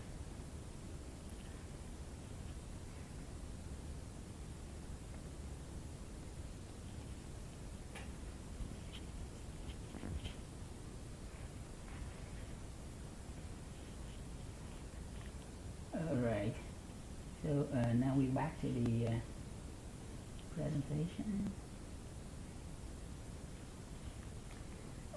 We about to talk about the security for data. Okay, so in the information systems, we do remember there are 5 components, right? And data is a very important part here, holding the data of the business. So we also need to care about securing the database. So the common ways is to manage the database at the database management system. So there we can define the user, their permission, and then also asking them to handle or to maintain a good password. Okay. So only user with account can get into the database. So by this way we can secure the data. Right? But remember, somehow when the system running online, so user can connect to the system remotely, right? Or maybe the customer they log into the system in order to place an order or checking some like purchasing history. So they also have the account, right? So they can log in, but they have less permission compared with the user or the staff user. Okay. Either they are a customer or an employee in the system. They always need to set up a password, and we use somehow like a secure protocol to send the data across the internet. So if we make a website, we need the website using secure HTTP, right? HTTPS. Okay, that's the way we secure the system. Okay, and besides that, we also need to do backup. Okay, so a backup is simply like a second version of the data stored somewhere, maybe in the cloud or some other server, not on the same server with the database. So in case like something happen, like natural disaster, or the hacker get in the main server and try to delete or remove the database, they have no way to access the database. We backup. Okay, and that's way can help with the database security. Okay. So now about the people and the procedure. So we talk about the third group, the group of the last 2 components in the information system, procedure and people. So like I said, for the people here, that means the employee. So they need to be aware about the information security. Okay, so using some policies, regulations that we talked about in the previous slides, and the user should learn. Okay, some like to know something about how to secure the information and how to respond to the problem. Okay, or whenever have something like natural disaster, what to do. Okay, So that means we need to we need to train the user, including the customer as well. That's from the user. From the company, they need to make sure they have a good people when joining the company, right? So when they hire some new, they need to check to do a screening. That means they need to verify the credit, checking the history of the employee, the new employee, before approve their application. So that's maybe somehow to have to secure the system. Okay, and in the companies, the staff should be responsible. Okay, accountable and compliant to the policies. For the company, they need to handle the staff, right? They need to manage the staff well. In case find some problem, they need to do like termination, right? To stop someone from working in the company. So all of this should be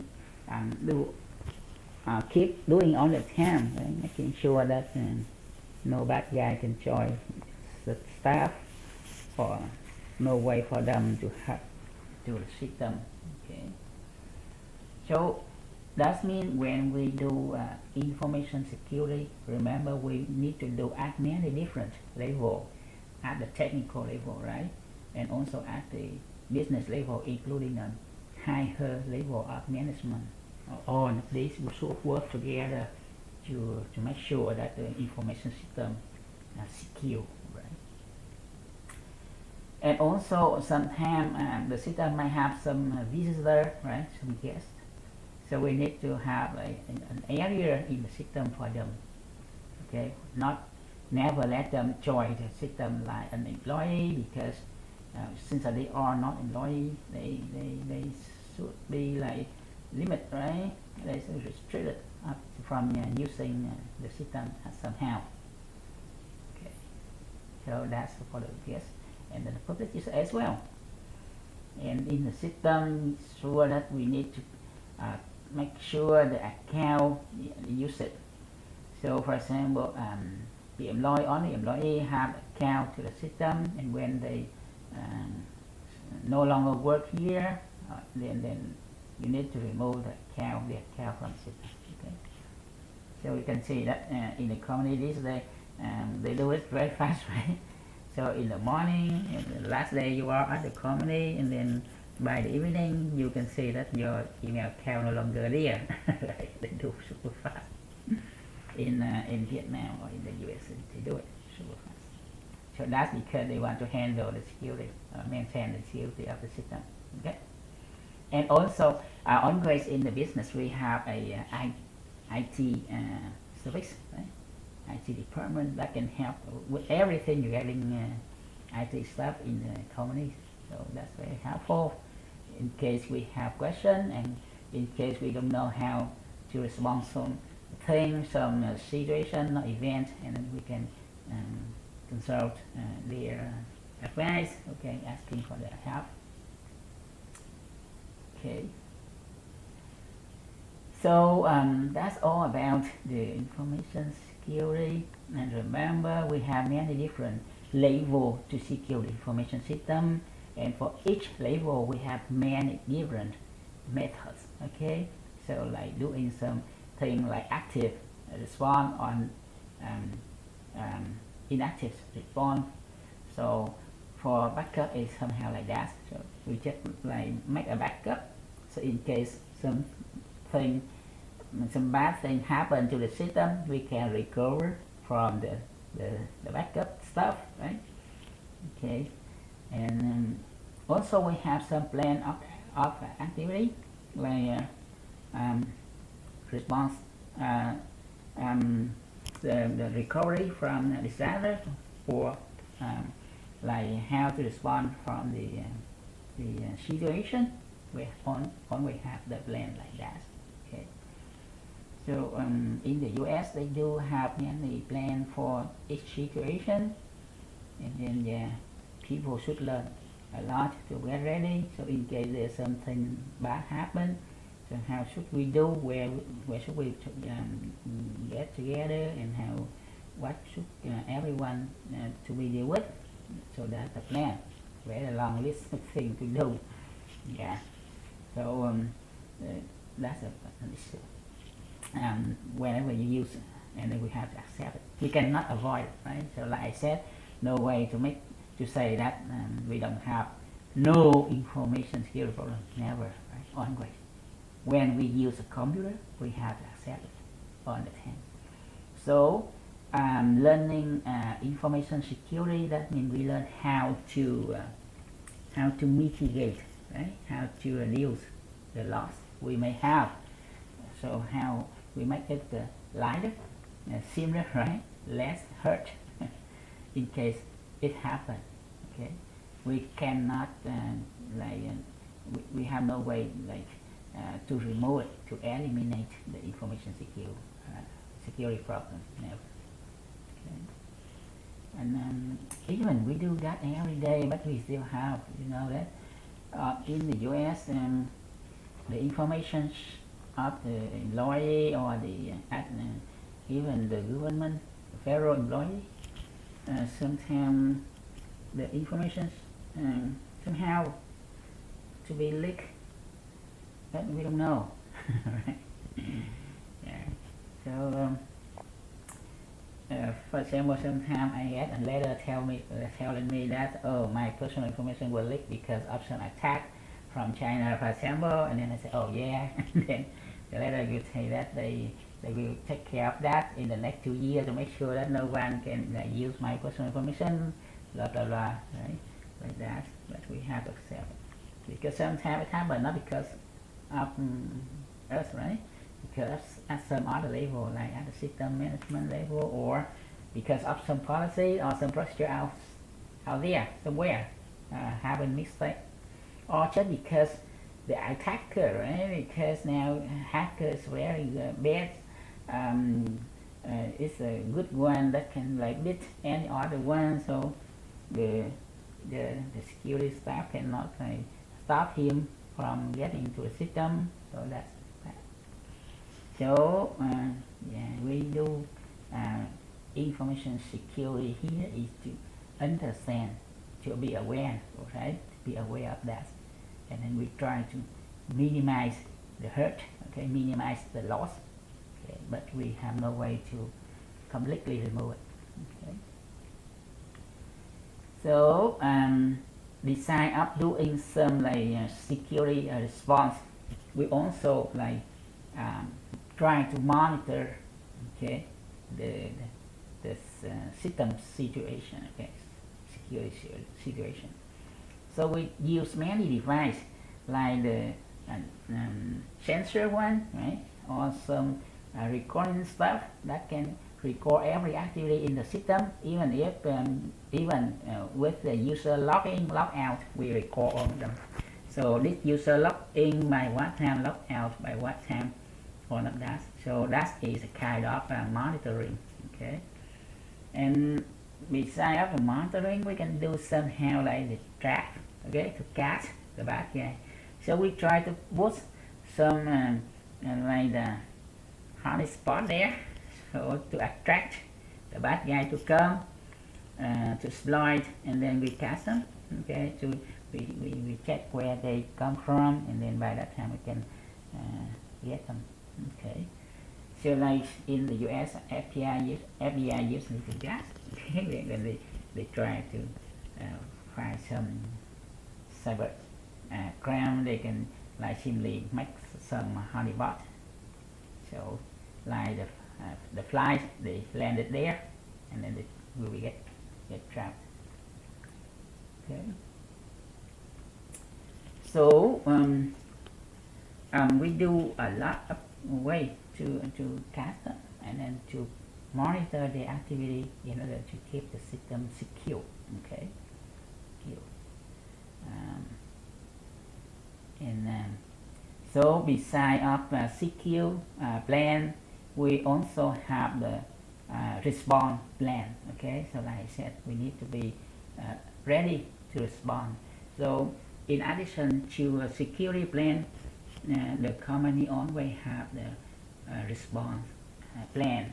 Okay, so in case the bad thing happen, that means the system was hacked. Okay, and then we deal with the loss. So now we need to respond for that. Okay, so what to do? Like we have to use in the backup. We have to seal the stuff. We try to remove something that now to be dangerous, for example. So all of that will be the plan for response to the incident. Okay. So that's all about the information security and how can we do at different level, at different part in the information system. So remember, in the information system we have 5 components, and we can group them into 3 groups. And for each group we have a set of solutions, right? A set of approaches to secure the information system. And beside that, at different level of management, we also have the plan or the methods to secure information system. And also for different kind of user, okay, we also have different solution on method for information system security. Okay, so we know that the problem will be there forever. So we study information system security in order to be aware, to be ready, and then to be responsible. Okay, to be responsible, because we know, and then we can understand, and then we know how to avoid. Right? If we don't know, and then sometimes it happens, and we say, "Oh, I don't know," so it's not correct, right? So when using the system, you should be aware of that. You should understand about the security, information security problem, and you should be responsible for that. Okay. That's about the information security. And then remember, as a user, you also as a personal user of any system, you also take this into account, right? So when you have an account at Facebook, you need to use the password, account name properly, okay? And then it's best to change your password every 3 months, right? 3 months. That's good. And then also never share your account information or personal information using email. Okay, even you use Google Mail or you use whatever mail, the information can be read by some other third-party company. Okay? So that's, if you have something like very important, you better encrypt it. Okay, so you can use some software that encrypt the data, like WinRAR, right? In Vietnam we using that. We encrypt the file or the text, and then we send the encrypted one over the email, okay, via email, and then you can let the receiver know the password by somehow, like you can make a phone call. Okay, never send the stuff and then send the password together, and then that doesn't help. Right? You encrypt the thing, you make the password, and then you send the thing encrypted one with the password together, and then so that's weird. That doesn't help. So to be aware, that's important for this. In the future, we know that information systems will be everywhere, right? Out there in every company. So that's asking more about this. So the more you use it, the more risk you may have, the more threat come. So in the future, maybe the thing turn out to be harder, and then with the help of the IoT, you can see that hackers are likely to have more chance, more opportunity to attack the system, right? That's it. So in the future, I think all the staff should be aware of that. So training them about information security is very important for company these days and also for the future. Okay.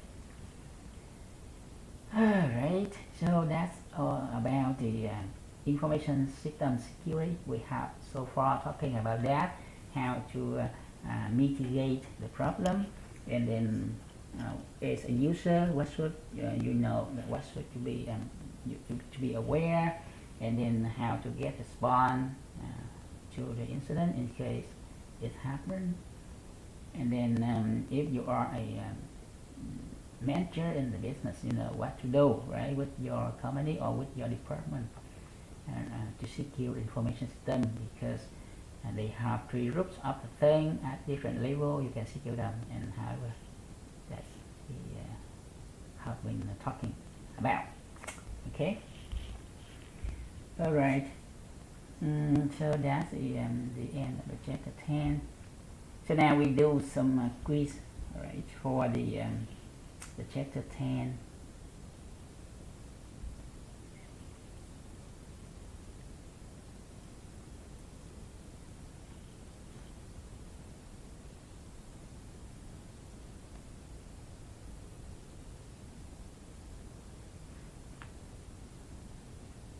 Well, we also have two sessions for this one. So first of all, we have the quiz, the question about the introduction of the information security.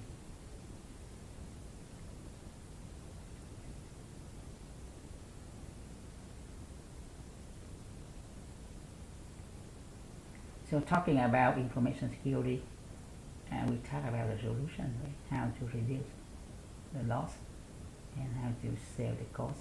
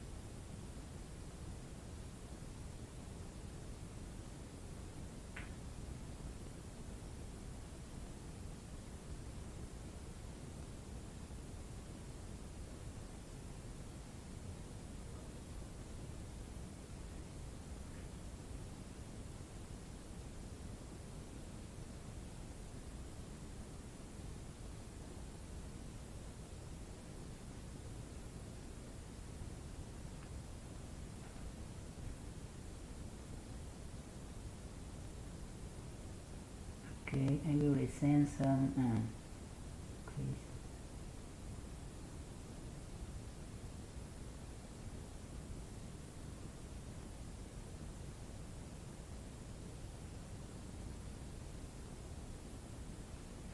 So question from the first session, chapter 10.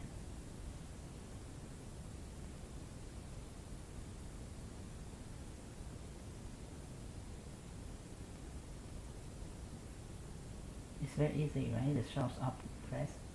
So you know that missing data is not a threat. That's a fact. Okay.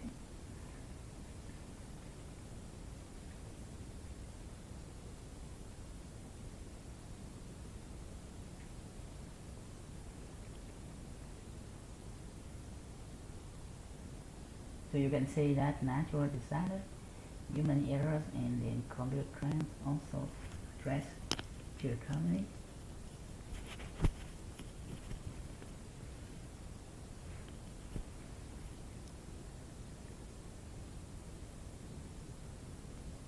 So one more question for the first session again. Then we go to the second session.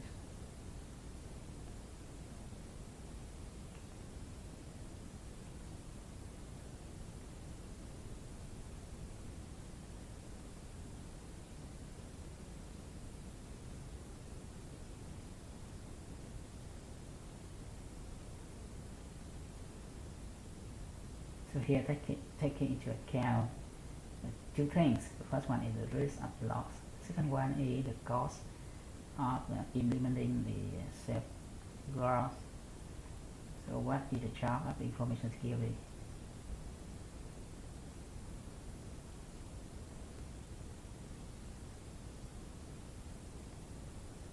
Very simple, right? You need to pay less and then lose less. Trade-off.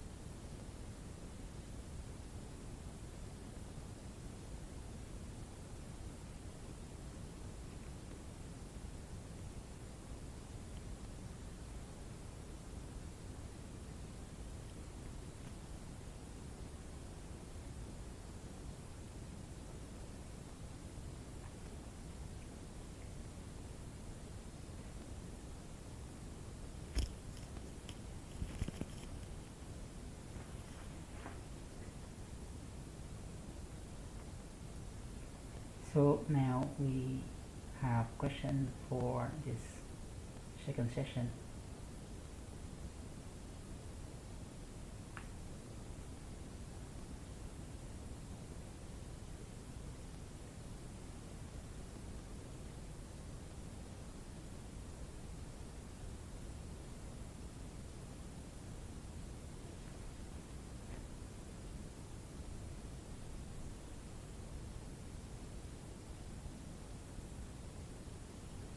So this asking about the SQL injection attack.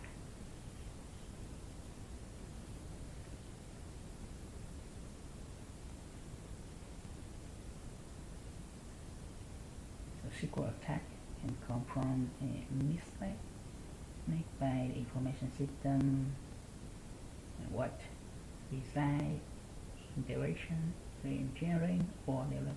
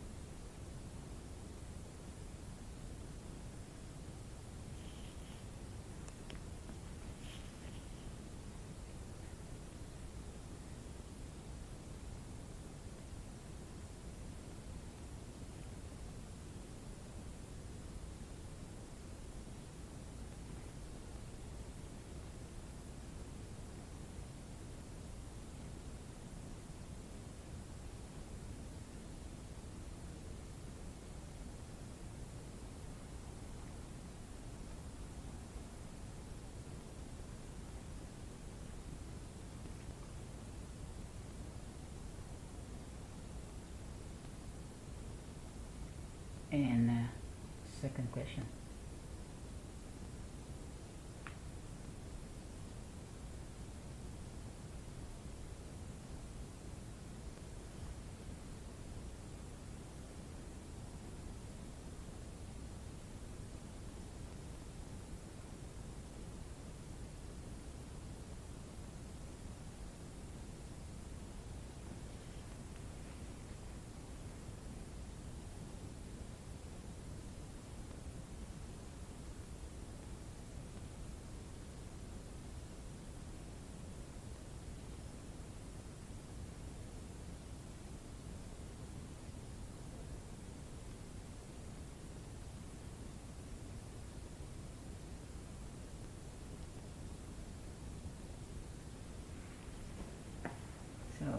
was it? On chapter 10.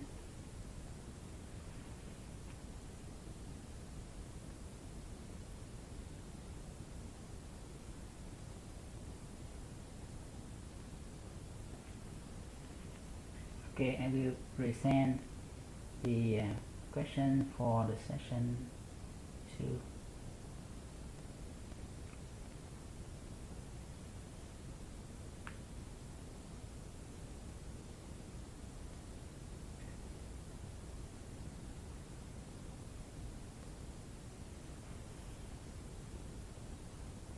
So see it now.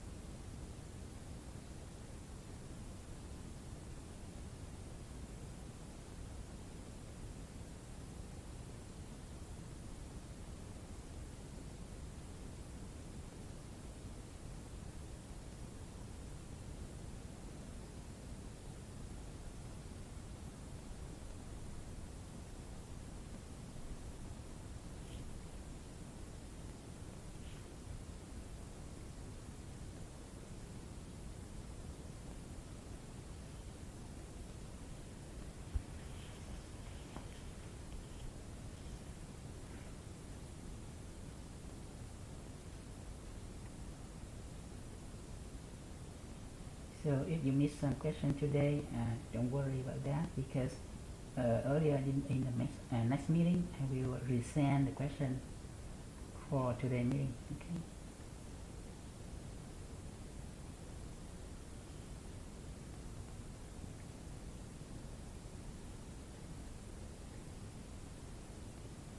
And we will be review some materials about the artificial intelligence in business.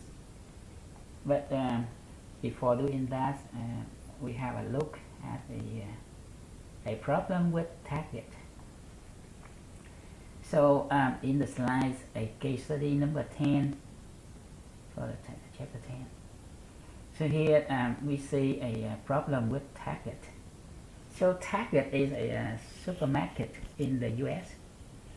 Target Target cũng giống như là ở Việt Nam mình có Sài Gòn Co-op đó nha. Sài Gòn Co-op. Sài Gòn Co-op là ngày xưa tôi viết chương trình quản lý kế toán nữa. Thì Target nó giống như vậy, Super Target, tức là nó có bán cái đồ ăn trong đấy giống như Sài Gòn Co-op. Mà cái chuỗi này nó lớn, có điều là nó không cạnh tranh lại với Amazon, tại gần đây Amazon nó cải tiến công nghệ đó, nó cải tiến quy trình đóng gói hàng và ship hàng. Các bạn thấy nó đổi cái quy trình thôi là nó đã giành được thị trường rồi đấy. Nên mình học môn này mình thấy là cái ứng dụng hệ thống thông tin để mà cải tiến các cái business processes rất là quan trọng. Điển hình là lấy ví dụ của Amazon là sẽ thấy nó làm tối ưu hết mọi góc ngách, do đó nó shipping hàng rất là tốt và nó làm khách hàng hài lòng cực kỳ luôn. Vì cái ví dụ như mình mua cái bàn đánh bóng bàn về nhà, nó ship tới nhà ha, thế mình mang vô nhà mình mở ra mình chơi, mình đánh xong mình cảm thấy cái bàn này nó bé hay là nó chưa đúng cỡ, cái là mình xếp lại, mình vô system mình nói tao không thích, tao trả lại, cái là nó kêu mình cứ để đó, nó tới nó lấy, mình đem cái bàn mình để đằng trước cửa là tự động nó tới nó lấy đi, nó để lại cái receipt cho mình, đấy là làm chứng là mình đã trả lại đó. Thực ra nó cũng mình chả cần dùng đâu, mà toàn bộ cái đó nó hệ thống nó tự động. Sau khi mà cái người tới họ pick up cái đó đi cái là tự nhiên là nó refund tiền lại cho mình liền vô tài khoản luôn, mình không có cái làm chứ. Như vậy là một cái hệ thống các quy trình ha, từ đặt hàng cho đến thanh toán, cho đến shipping, cho đến return đó. Rồi các bạn thấy nó là bao nhiêu quy trình business process trong đó, đúng không? Nhưng mà nó làm tốt, nó làm cực kỳ nhanh, hiện đại luôn. Nên nó không phải chỉ mỗi Target mà cả Walmart bây giờ cũng lao đao với Amazon luôn. Ở Mỹ thì Target và Walmart là dành cho từng lớp nhà nghèo, nhà giàu, nó không đi mấy cái chợ đó đâu. Ở đây là người ta lấy một cái ví dụ về cái problem with the Target. Nó bị leak, đúng không? Mất thông tin thẻ tín dụng á, quá trời luôn, 70 triệu. Ủa mà lấy đâu ra từ 70 triệu customer account dưới vậy? Có lẽ là hàng phần 3 nước Mỹ đi chợ quốc Target không có đâu. Đó là bạn thấy cái này nó hậu quả nó khủng khiếp. Xem cái phần mà nó, cái thiệt hại mà nó bị đó, lý do nó bị là gì, nó sao là bị cái vụ malware này nè.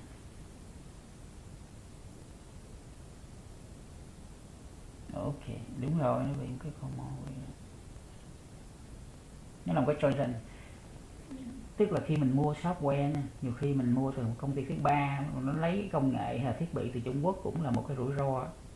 Bởi vì Trung Quốc họ có những cái máy móc mà cứ cài Trojan trong đó, nó làm cổng hậu á, thì đến một ngày nào đó đẹp trời bắt đầu nó mới hack vô, chứ nó không hack liền đâu, nó đợi có khi vài năm sau nó mới hack vô. Tôi đã từng thấy một cái cắm đun nước mà có cái thiết bị wifi với là thu âm rồi đó, thì tôi không hiểu nó làm vậy làm chi nữa, cái gắn vô đó. Thì đầu tư thiết bị kinh doanh là phải cẩn thận như thế này, hoặc là phải bắt nó cam kết, nó chịu trách nhiệm gì đó thì nó bồi thường. Các bạn thấy đây nó có Trojan thôi là bắt đầu nó hết khủng khiếp không, mà cuối cùng là thiệt hại nó lên tới 50 mấy triệu, 53 triệu tổng thiệt hại để bồi thường. Ok. So, cái information system security là nó mệt mỏi lắm. Ở Việt Nam vậy là nó đỡ á, vì thực ra cái hệ thống internet Việt Nam là hệ thống đóng, nhà nước quản lý cũng nhiều nữa, trong hợp cần thiết cái nhà nước shut down. Còn nước Mỹ nó là cái gọi là cái cổng thông thương của quốc tế, mà nó đâu có muốn đóng là đóng được đâu, nó mở lắm. Và chính như vậy nên các hệ thống thông tin ở Mỹ dễ bị tấn công. May là vì kỹ sư nó giỏi á, chứ gặp như Việt Nam đánh sập liền rồi. Việt Nam mỗi lần bị tấn công là có chết. Nhưng mà nó tấn công suốt thôi, dữ liệu mất hoài. Giống như T-Mobile á, là một cái công ty viễn thông, nó cũng mất tài khoản đó, 40 triệu tài khoản theo thế nào cũng có tôi đó. Nhưng mình xài điện thoại trúng cái hãng nó bị hack thì mình chịu thôi, nó đâu có, nó chỉ nói là nó biết, ai biết thiệt hại gì, đúng không?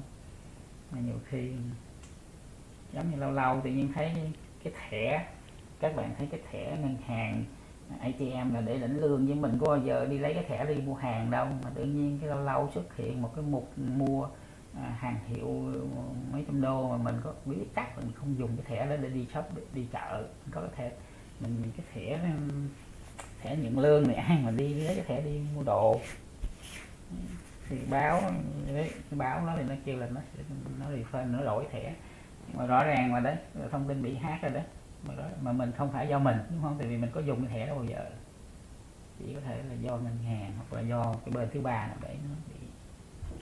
Tôi cũng mới bị đó, nên cái vấn đề an ninh thông tin nó là câu chuyện của toàn xã hội luôn, cấp nhà nước nữa. Ok, có nhiều câu chuyện. Ở Việt Nam thì chính ra secure hơn, chứ ở Mỹ là mất thông tin suốt à, cầm nó rào hết, biết hết.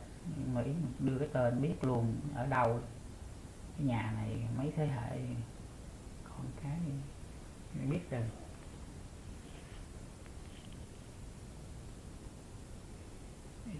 Giờ now we try to review some additional materials. Okay, so beside chapter 10, remember we have only 2 more chapters.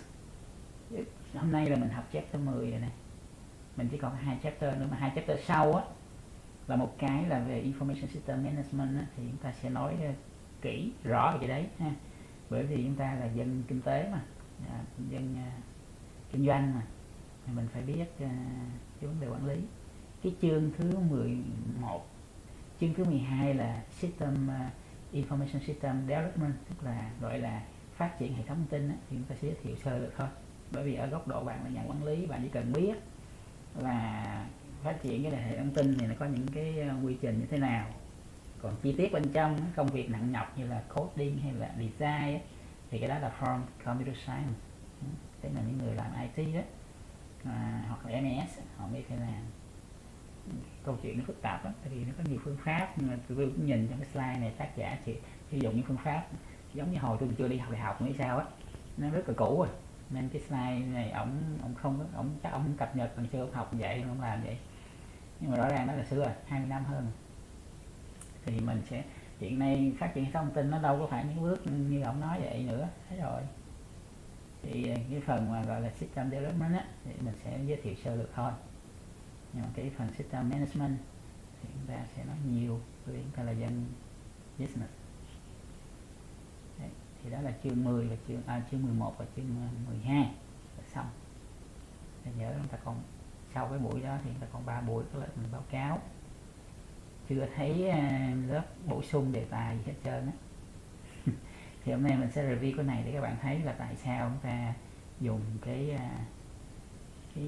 trí tuệ nhân tạo trong kinh doanh. Và nên nhớ là chúng ta nghe cái này mình nói tiếng Việt một chút, mình nào là vô đề mình nhìn tiếng Anh nhiều mình mới nói tiếng Anh được, chứ còn trí tuệ nhân tạo á, nó không có ghê gớm như những người ta vừa đồn thổi đâu.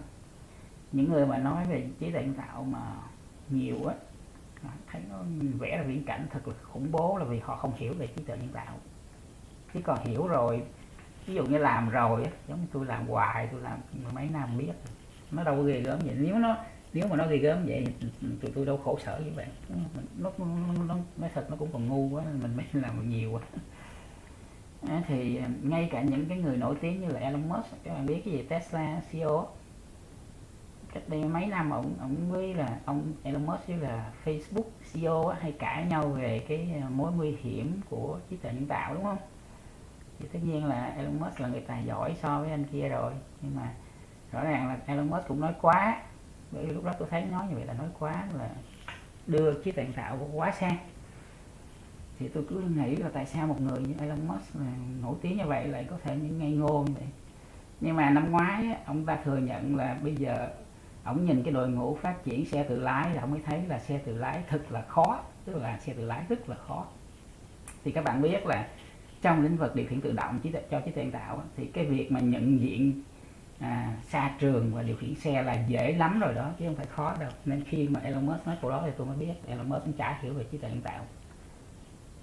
Tại vì dùng trí tuệ nhân tạo để cho xe tự lái nó dễ hơn nhiều với việc bạn điều khiển một quy trình trong doanh nghiệp, dễ hơn nhiều. Bởi vì kinh doanh phức tạp lắm, nó không có dễ với xe. Chúng ta thấy xe tự lái đó thì Elon Musk cho rằng là đã khó rồi, đúng không? Nếu mà Elon Musk hiểu rằng ứng dụng trí tuệ nhân tạo trong kinh doanh để mà tự động hóa những quy trình nó còn khó gấp mấy. Thì mấy ví dụ đơn giản, tất cả nhà đầu tư về tài chính họ rất mong mỏi trí tuệ nhân tạo làm được một cái gì đó để họ đoán biết trước thị trường, mà đã làm được đâu, đúng không?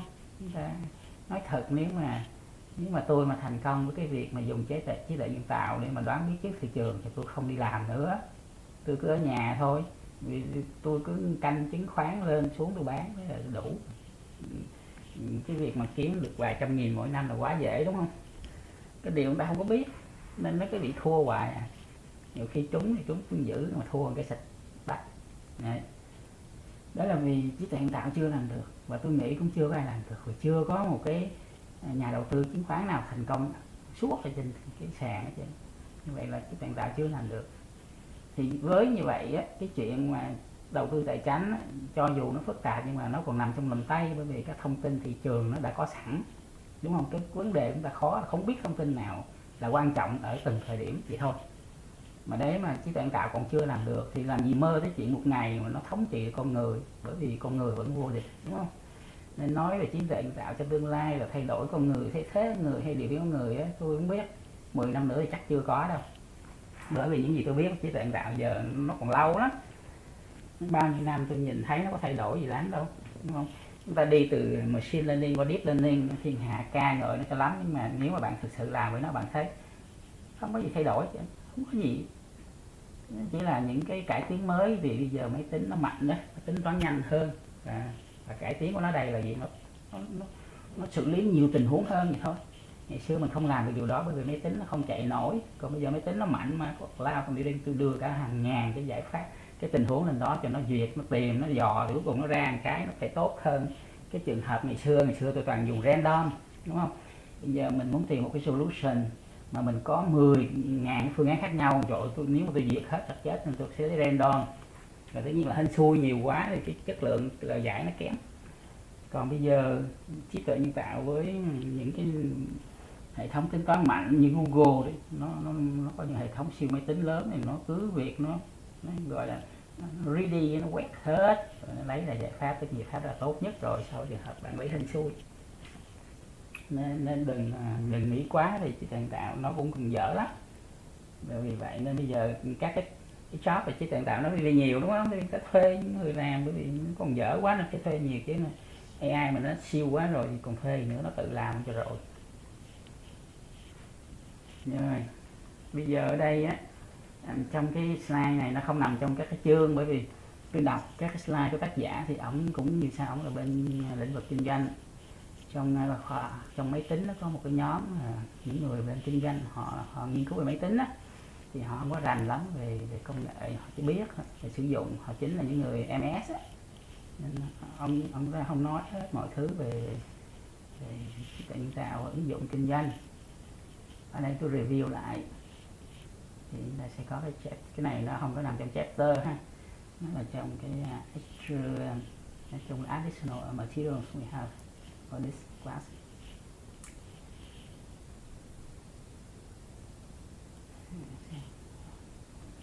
Rồi,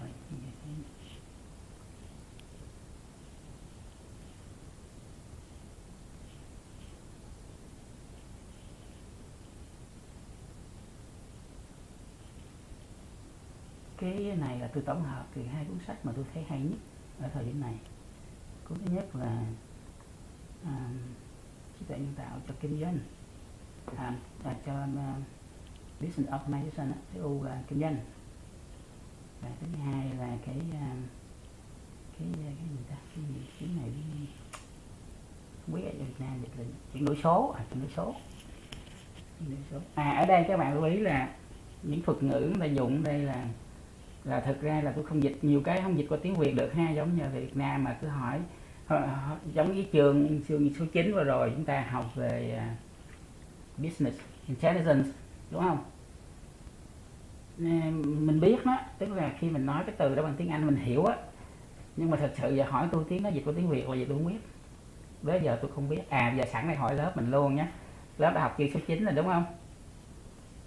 Ai mà dịch được đúng thì được cộng điểm nè, đúng rồi đó. Giờ là dịch tiếng Việt. Vậy thì cái business intelligence dịch qua tiếng Việt là cái gì? Lớp có đang nghe nói không? Bây giờ chương số 9 của mình đó là mình học về cái BI, đúng không? BI system. Như vậy là BI dịch qua tiếng Việt là gì? Mình biết BI là cái gì đúng không? BI là hệ thống xử lý dựa trên dữ liệu nhằm đem lại những thông tin mới, có tính dự báo cho tương lai rồi đó, trên cơ sở giúp doanh nghiệp ở các cấp độ rồi đó. Thì nhưng mà giờ BI là cái gì dịch được?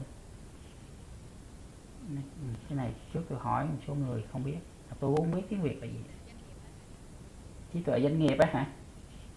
Cái intelligence này nó giống trong CIA. Em có biết cơ quan tình báo trung ương Mỹ trong CIA á, cái intelligence này nó giống vậy á, chứ không phải là cái AI, artificial intelligence. Cái intelligence của tiếng Anh nó phức tạp lắm nha, nên mình phải tùy tình huống. Thì ví dụ như artificial intelligence, cái intelligence trong artificial nó khác với lại cái business intelligence, khác nhau à. Thành ra nó không có nghĩa là trí tuệ. Thì ở Việt Nam dịch là trí tuệ đó, nhưng mà nếu mà dịch nó thành trí tuệ thì rất quớt. Ở đây tôi investigate đúng không? Tại vì cái bản chất của cái AI là gì? Là em investigate, em giống như em exploit, thì cái này gọi gì, thì um, cái CIA nó có intelligence nghĩa như vậy, nó cũng đi giống như nó giống như cái phòng nó chuyên phục vụ để mà hỗ trợ tổng thống, để mà đối phó với những mối nguy hiểm từ nước ngoài đó. Ví dụ như cái cơ quan này nó là giúp cho tổng thống Mỹ trong trường hợp là biết là giống như giờ nước Nga nó động binh như vậy, thì cuối cùng mục đích nó là gì, thì để tổng thống biết đường mà chuẩn bị đó. Thì cái BI trong kinh doanh mình nó giống vậy, tức là làm gì, nó giúp cho CEO biết tình hình á, biết tình hình doanh nghiệp á, để mà mình chuẩn bị cho tương lai á. Thì cái đó gọi là cái gì đó, không lẽ nói kêu nó là tình báo doanh nghiệp hả? Thì biết tức là em có hình dung được cơ quan tình báo trung ương Mỹ không, là nó chuyên giúp tổng thống nắm được tình hình biến đổi của thế giới, biết được vị trí của nước Mỹ và cần có những quyết định phù hợp. Chẳng hạn như vừa rồi chúng ta thấy là Nga nó gây uy hiếp với các nước châu Âu, Đông Âu cũ, vậy thì nó làm rất nhiều động tác đúng không, nó đem tàu đi, nó vận chuyển vũ khí, nó tập trận lâm, thì cơ quan tình báo trung ương Mỹ phải nghiên cứu, phân tích và cho tổng thống biết. Vậy thì cuối cùng ông tổng thống Nga muốn làm gì vậy đó, thì nước Mỹ mới có cái nước đi phù hợp, hoặc là phối hợp với đồng minh để mà có cái ứng xử. Thì rõ ràng những cái điều đó nó đang xảy trong tương lai, đâu xảy ra hiện tại đúng không, tại hiện tại biết rồi, tương lai không biết, nhưng mà nhiều khi cũng trớt quá thôi vì nói đại khái vậy.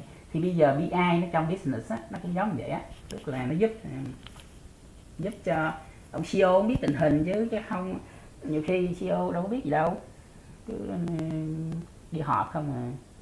Thì phải có một cái tool để nó làm cái đó đó, nó dịch sao cũng biết. Chứ nó không phải trí tuệ nha, nó không có giống trí tuệ trong artificial intelligence, cái này nó khác nhau. Thì đó các bạn thấy không, khó, nhiều từ lắm chứ không phải đâu. Tôi đó là vì sao mà ở Việt Nam mà ví dụ như tôi đi dạy, tôi không dạy tiếng Việt, tại vì mấy hồi đụng đi dịch tôi không có dịch cái gì hết. Hoặc là nhiều lắm, giống như những chuyên môn về khoa học máy tính mà nâng cao, tôi đâu có học bằng tiếng Việt đâu có học ở Việt Nam, mình đâu có biết ở Việt Nam người ta nói cái từ đó là từ gì đúng không, thế là mình học xong về cái mình nói, mình không có biết tiếng Việt thì mệt lắm. Mà hỏi thì hỏi nhầm, nhiều khi mình không biết. Nhiều thuật ngữ là thấy để ý ha. Sau đó nếu các bạn dùng BI, các bạn cứ dùng BI nó khỏe, để vì sao lỡ mà bạn gặp mấy đứa nó cũng học tiếng Anh thì nó hiểu nhưng mà bạn mà chuyển mà bạn dịch bằng tiếng Việt, không phải dịch bằng cái gì. Bữa tôi thấy có một cái bên đại học ngân hàng á, có hội thảo họ nói mà tôi chẳng hiểu, họ nói hồi tôi mới biết đó là họ đang nói về BI á. Tại vì khi mà họ nói về cái hoạt động á, cái chức năng nhiệm vụ này nọ thì mình biết, rồi họ nói biết, còn cái từ thì tôi quên mất rồi. Nó cũng ghê lắm, nghe nó cũng kỳ lắm mà quên. Thì cái nào bây giờ nha, cho coi như đây là bài tập ha, các bạn về suy nghĩ, các bạn hỏi các thầy cô mà họ hiểu biết á, họ sẽ có cái từ. Tại vì tôi cũng không phải là dân kinh doanh chuyên nghiệp đâu, nên biết đâu trong kinh doanh có những từ tiếng Việt rất là hay. Thì bạn nào trả lời được cộng điểm ha, coi như cho về tự tìm hiểu sẽ làm sao dịch được mấy cái thuật ngữ trong cái môn học của mình nè. Nhiều lắm. Nên đáng lý là buổi đầu tôi nên lập ra một danh sách các thuật ngữ rồi tôi hỏi trước, vì lớp mình thực tập trước, chứ nhiều từ tôi không biết tiếng Việt. Nhưng mà mình nói tiếng Anh cái mình hiểu, mình dung liệt liền. Chú dài cái là trong đầu mình thấy cái gì đó liền đúng không, nhưng mà tiếng Việt là cái gì mà cũng có thể làm được như vậy mới hay, nói cái biết rồi. Thì trong này cái bài này là nó từ hai cuốn sách rất là hay. Cuốn thứ nhất là cuốn về trí tuệ nhân tạo trong tối ưu doanh nghiệp đó. Thì hôm trước mình có học về cái business process optimization đúng không. Thì business nó có hai cái quan trọng, là cái optimization với automation. Tại vì business trong digital cái transformation á, mình phải có hai vấn đề cần nghiên cứu là business optimization and automation. Automation giống như nó là adapt to cái customer needs, tức là nhanh. thì hai cuốn sách này có thể các bạn tìm đọc, nó rất là hay để mà nó củng cố thêm cái hiểu biết của mình về công nghệ đó. Nếu các bạn sẵn có chuyên môn thì các bạn dễ hiểu rồi. Mình dùng trong kinh doanh thì tại sao, vấn đề kinh doanh nó có vấn đề gì, trong cái việc nâng cao hiệu quả của doanh nghiệp đó, liên quan vấn đề các bộ phận luôn, khách hàng, quản lý tài chính này nọ đó là nó có hết. Thì vậy thì riêng cái mảng khách hàng thì như thế nào, tài chính cũng như thế nào, sản xuất phân phối, đúng không, logistics, thì mấy cái này nó rất là hay. Nó là những cái bài nghiên cứu các những người họ làm kinh tế đó, kinh doanh đó. Okay. So first of all, we have an introduction about AI, okay. Artificial intelligence. So that's AI is a research area in which researchers try to make the computer work as a human beings. So they are able to study, right, to learn, to practice, and then to do the job. Okay, so to learn, practice, testing, and doing the job in smart way, chứ không phải là do the job kiểu computer hồi đó giờ nó là smart, có nghĩa là gì, là nó biết choose cái optimal solution for every problem, and it should learn from the problem solving as well. So after solving a problem, it should learn to see whether the solution is good or bad, and then it's good, keep doing that, right? Like when you do something good, it say keep up the good. Otherwise, it say stop doing that because that's bad.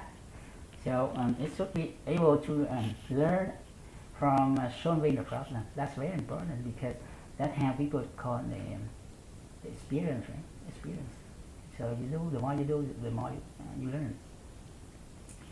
So in order to do that, in artificial intelligence, we have a sector or a sub area, research area, which is machine learning.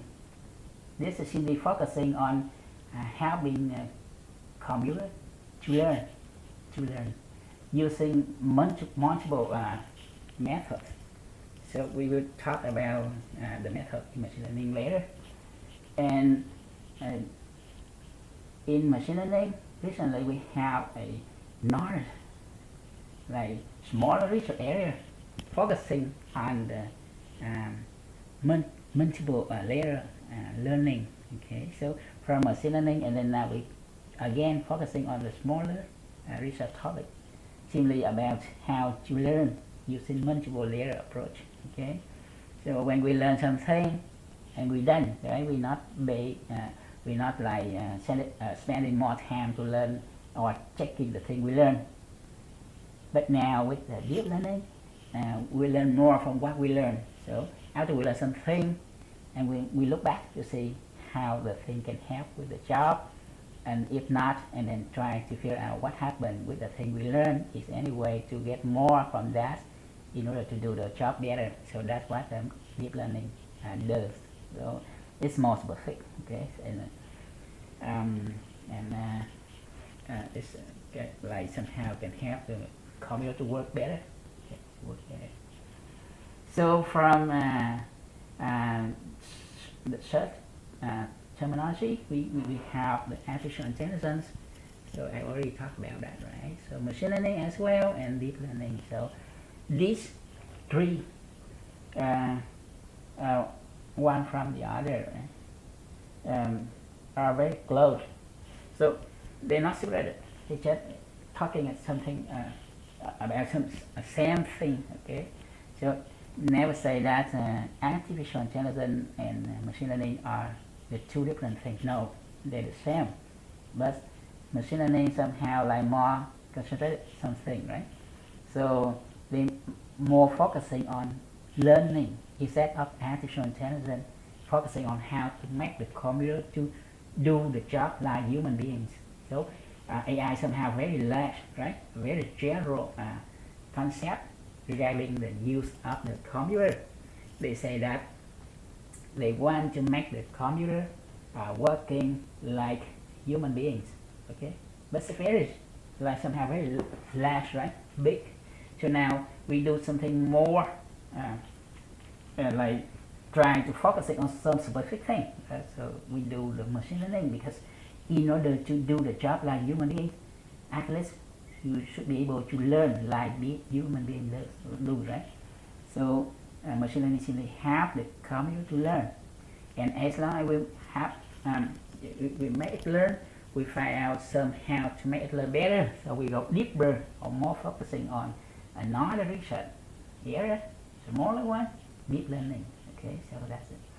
So artificial intelligence consists of machine learning. Machine learning consists of deep learning, right? So that's what we see in the previous chart here. Okay. So how can machine learning? How can the machine learning work in order to mimic the way human being do? So it do the same way. So first of all, machine learning will try to identify the problem. Okay, so the first step is to identify the problem. So here is the problem of formulation. In fact, it's a problem identification, okay, and definition. Okay. So after it gets the problem and it know what it has to do, or it know its job, okay, so it go to the next step to repair the data, okay, because the machine will learn by using data. Okay, so data are very important in machine learning. After repairing the data, the next step is to build the model. So machine learning will learn from the data, and what it gets is a model or a set of model. So you know the model, right? In mathematics, model is a set of the formula, right, with the input-output relationship in order to help with solving or predicting something. And in machine learning, the model have the same meaning, okay, like that. So a system of the formula, but more in machine learning, we besides of using mathematics formula or statistics formulas, we also use computer formula model, not formula, computer model, and we can see an example later. So on having the model, machine learning will try to estimate the model parameters. So you know, like in math, right, the model is a set of formulas. Each formula will have the action, right, the variable or the something like that. So a set of variable we know, but how about the action, right, coefficient, for example? And then machine learning will try to estimate the action coefficient in the system of the formula, for example. Or in case we use the computer model, the machine learning will try to estimate the parameter or the structure of the computer model. Okay, so that's the job of the machine learning. It will do it automatically. So we, the human beings, no need to do that. Okay, no need to be responsible for that. So after it have the model completely, that is, remember here we have the model completely. By this time we only have the model at the abstract level. Okay, remember here model building at this step simply an abstract model. Okay, it's like something like very abstract, right? Formal. Okay, but now in this step, after model building, we do model training. So here we have a specific model, clearly, explicitly defined model.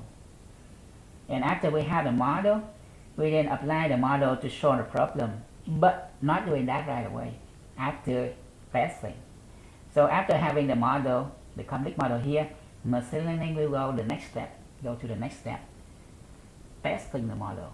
So very simple, it uses the data in the past, okay, the historical data to test. So for example, if we try to build a model to predict the stock price for tomorrow using the today information, and then after we have the model done, built, right, we want to check it. How can we check for tomorrow as long as we don't know, right?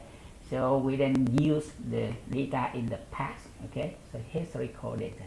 So for example, we assume that we are on January 21st, okay, and we try to predict the stock price for January 22nd, right?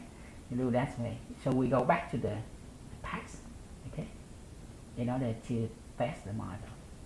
And then we measure how correct the model is, right?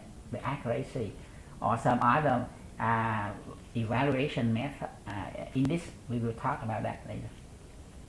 So once done with the model testing, that means it's good now, it's okay now. We go next. So prediction, that means we go to production step or we go to work. Okay, so by this time the machine learning go to work. It will have to show the real problem. Okay. So in case it works and if it can do the good job, and then it keep doing that, okay. If it do something bad, incorrectly, it then try to formulation the problem again, okay, to formulate the problem again, or to define the problem again, or identify the problem again, and then repeat this way. Okay, so remember, machine learning is a process, and then it keep going forever, okay, never stop. A process with multiple steps like this, and keep going together forever. So so we do know, that's the way the machine, the computer can learn and then can do the job. So in fact, we have many different types of learning for computer. Why? Because we have many different problems. Okay, so that's why I said the computer somehow idiot. Okay, they are not smart because they too stupid. So we need to define the way, the methods they learn. Okay, not like human beings. Human beings can learn from something and do the other thing, right? So that means the only the human beings can do something we say like invent or innovation, right? Innovate. So for the machine, no way. Whatever you take them, they do that. They cannot like try themselves to figure out what to do differently. No way. Okay, at the moment. So we have to define many different ways of learning. So the first one is we learn using the feature, okay, with the standard learning methods like supervised and unsupervised. Okay, so this way we learn like supervised and unsupervised. Or we may try to learn not because of the accuracy or correctness, but also the benefit. Okay, so we have reinforcement learning. Or we may learn by using the approximation approach, using a hidden pattern. For example, we have neural network or deep learning. Okay, or we may learn by estimate different solutions and choosing the best ones from different approach, and then we have ensemble learning. See? So for machine, we have to define every specific learning method for that, so that they can learn.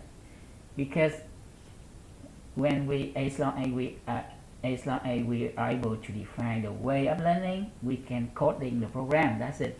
The machine, in fact, can run the program only. They cannot do any other things. Okay, so that's the reason. So if you understand how hard we have to do in order to have the machine learn, you can say that the machine is so much idiot, right? So how can they they dominate the world somehow in the future. Okay. Alright, so for every method like that, we can build different type of models. So again, here we talk about the models. So in machine learning, a model is a system of the formula of in mathematics. Okay, so that's the first way we represent a model in machine learning. And besides that, model may be a computer structure like a decision trees.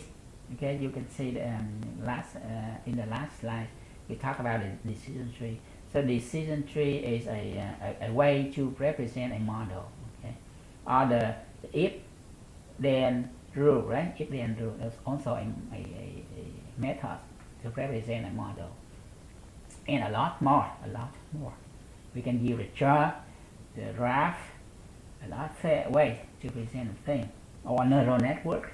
Okay, neural network is a model the machine learning used by mimic the brain in human beings. Right, so we have many models. So in case machine learning using the mathematics model, we can have the parametric model or non-parametric model. Okay, so this term comes from how we build a model. So you guys learn about statistics, right? Statistics or mathematics. You know that parametric model simply like the model based on some data distribution with assumption that the data follows some standard distribution, right? So whenever you build a model and then together with an assumption, so that means you are doing parametric model. Okay. So in the other side, non-parametric simply like building a model without any assumption. So the second one is somehow better, right? But it's hard to control in terms of math, because using math we need some restriction, right? Some requirement or some assumption in prior before doing some math reasoning. So that's the trade-off. You have the benefit of non-parametrics, but you have the limitation of using math to prove something. But anyway, for machine learning, you can use either of them. So that depends. So for some problem, I'm using the parametric one, but for some other problem, like for business problems, we usually use non-parametric. Okay? And as long as we use the math models, we have the model parameters, right? So we can tune the model parameters using the math formulas. Or if we use the computer models, we also be able to tune the parameters for the computer model as well. So besides the math model, we can have the neural network model here. So machine learning can use neural network model to represent some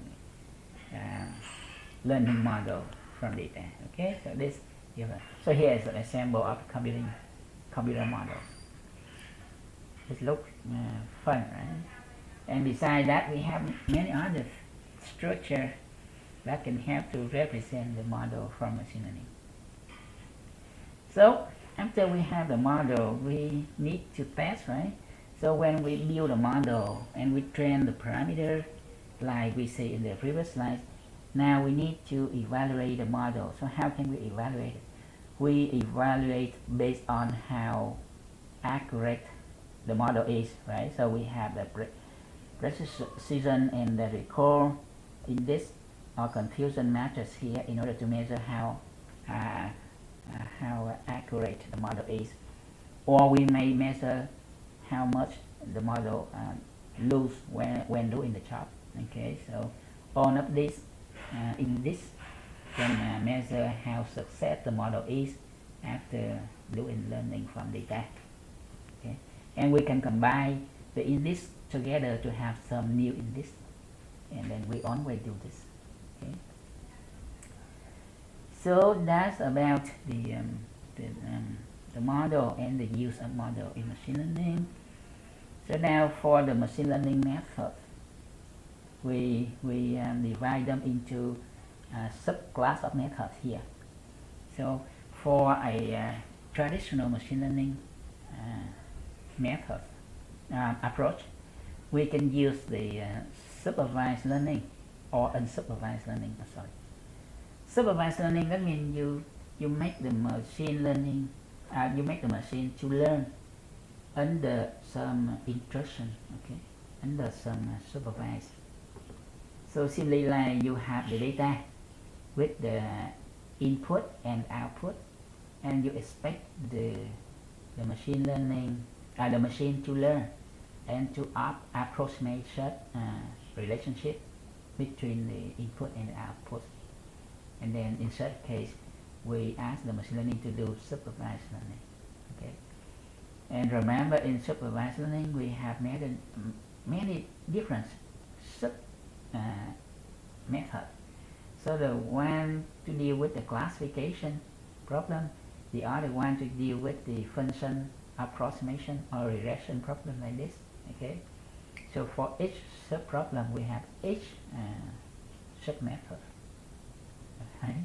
So that's from the supervised learning. So supervised learning usually have the machine to learn something have clearly defined ensemble, right?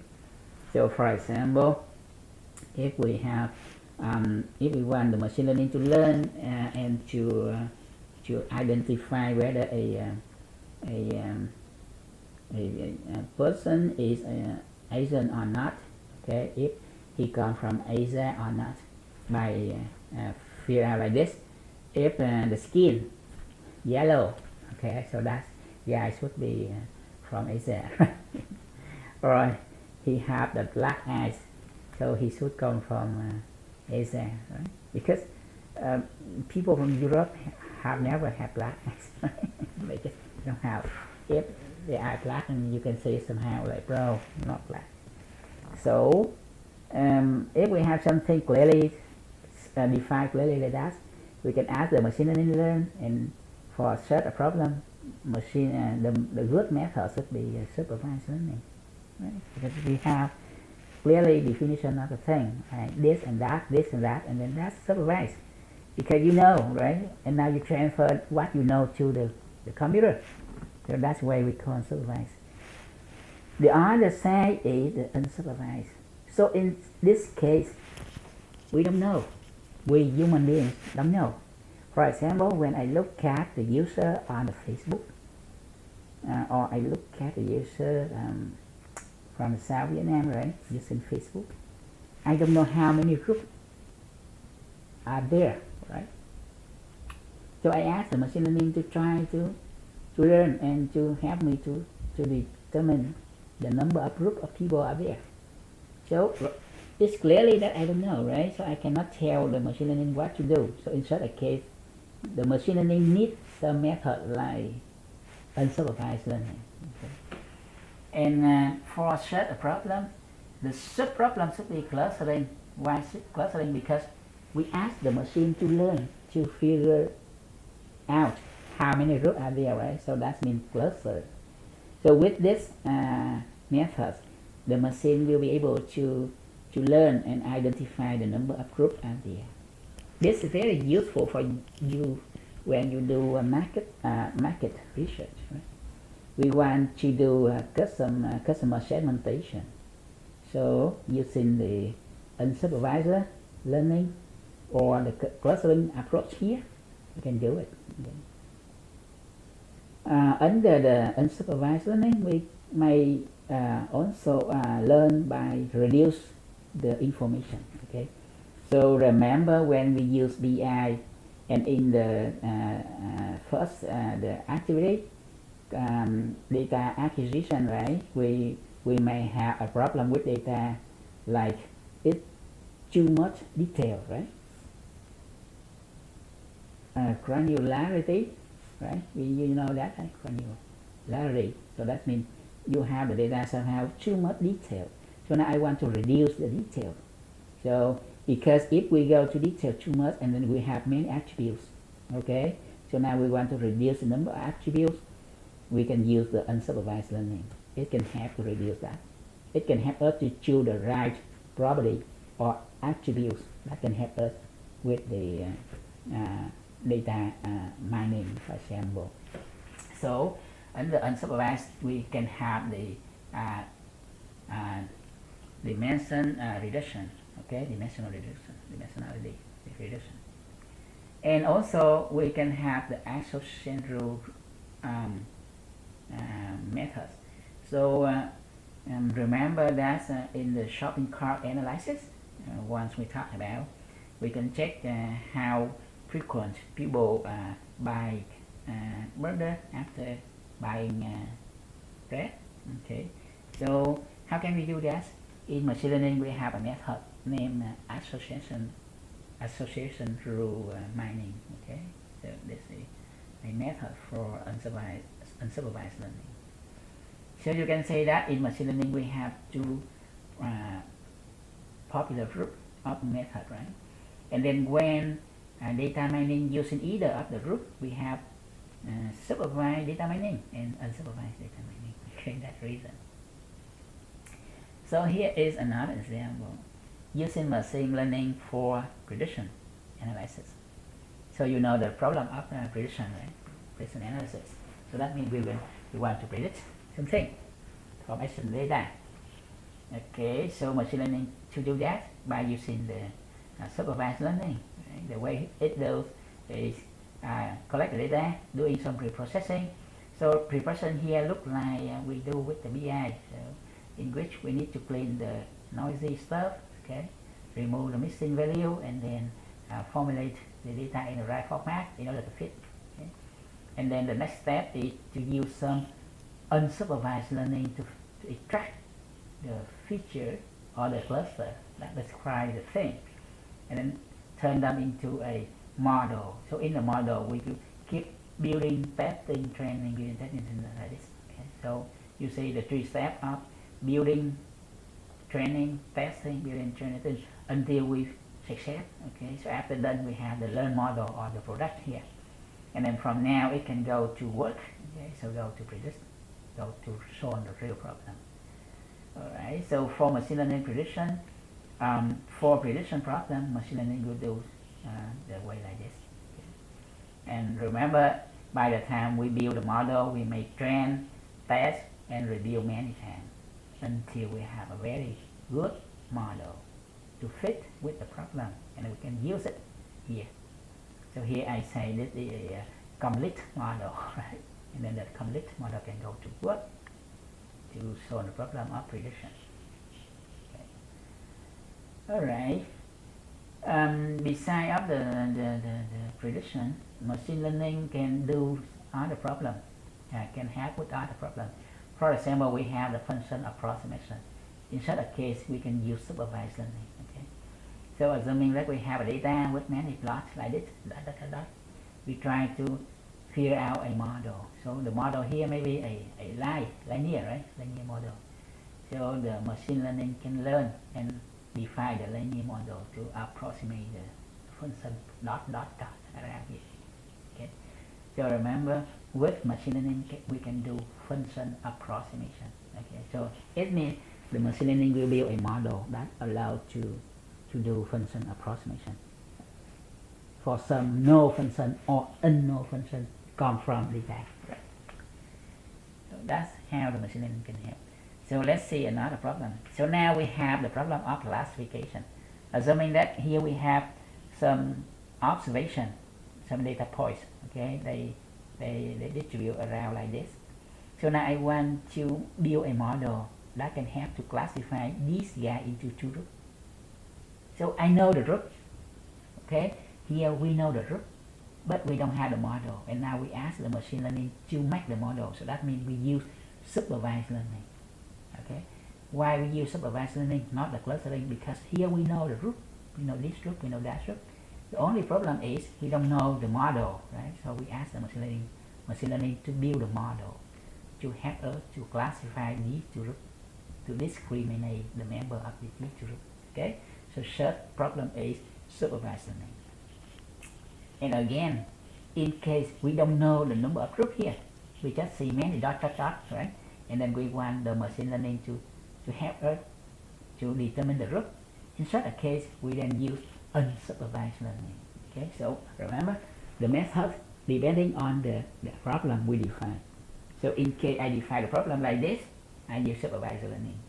So in case I define the problem differently, like I say, oh, now I don't know how many roots here, so in such a case I need to use unsupervised learning method. Okay, so yeah, many methods that depending on how you see you define the model, the problem. So problem formulation or problem definition is very important for the first step when we do machine learning.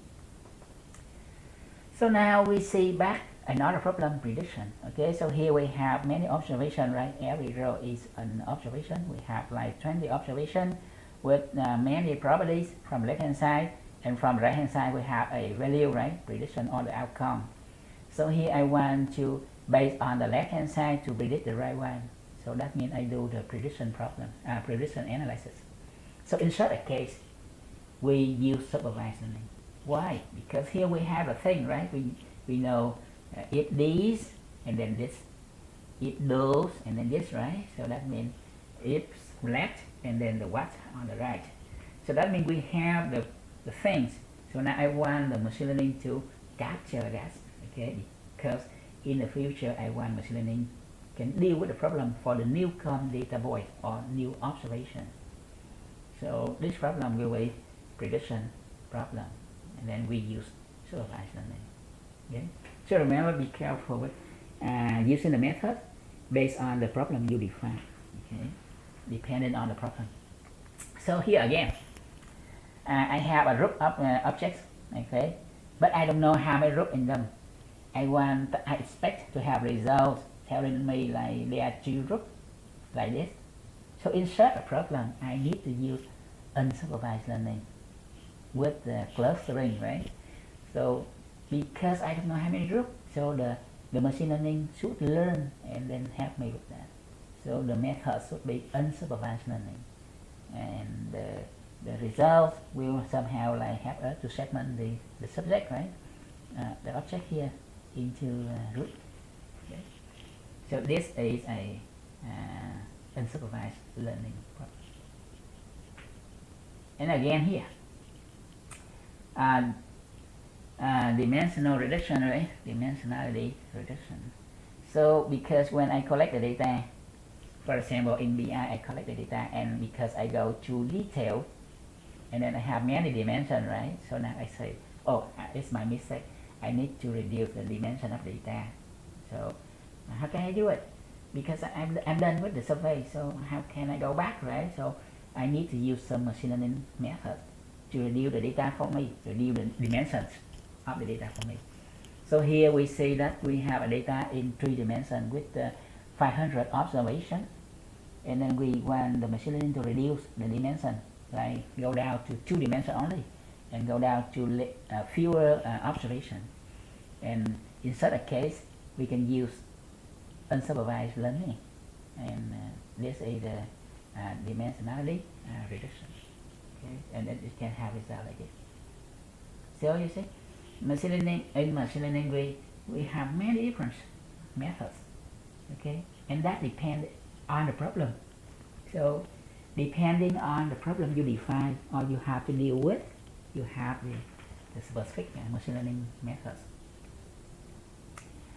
Okay, so besides supervised learning and unsupervised learning, we have semi-supervised learning. So this simply like combine the unsupervised with supervised, because in reality, sometimes we have problems that we don't know anything, and then we want to define something. So in such a case, we need to combine both machine learning methods.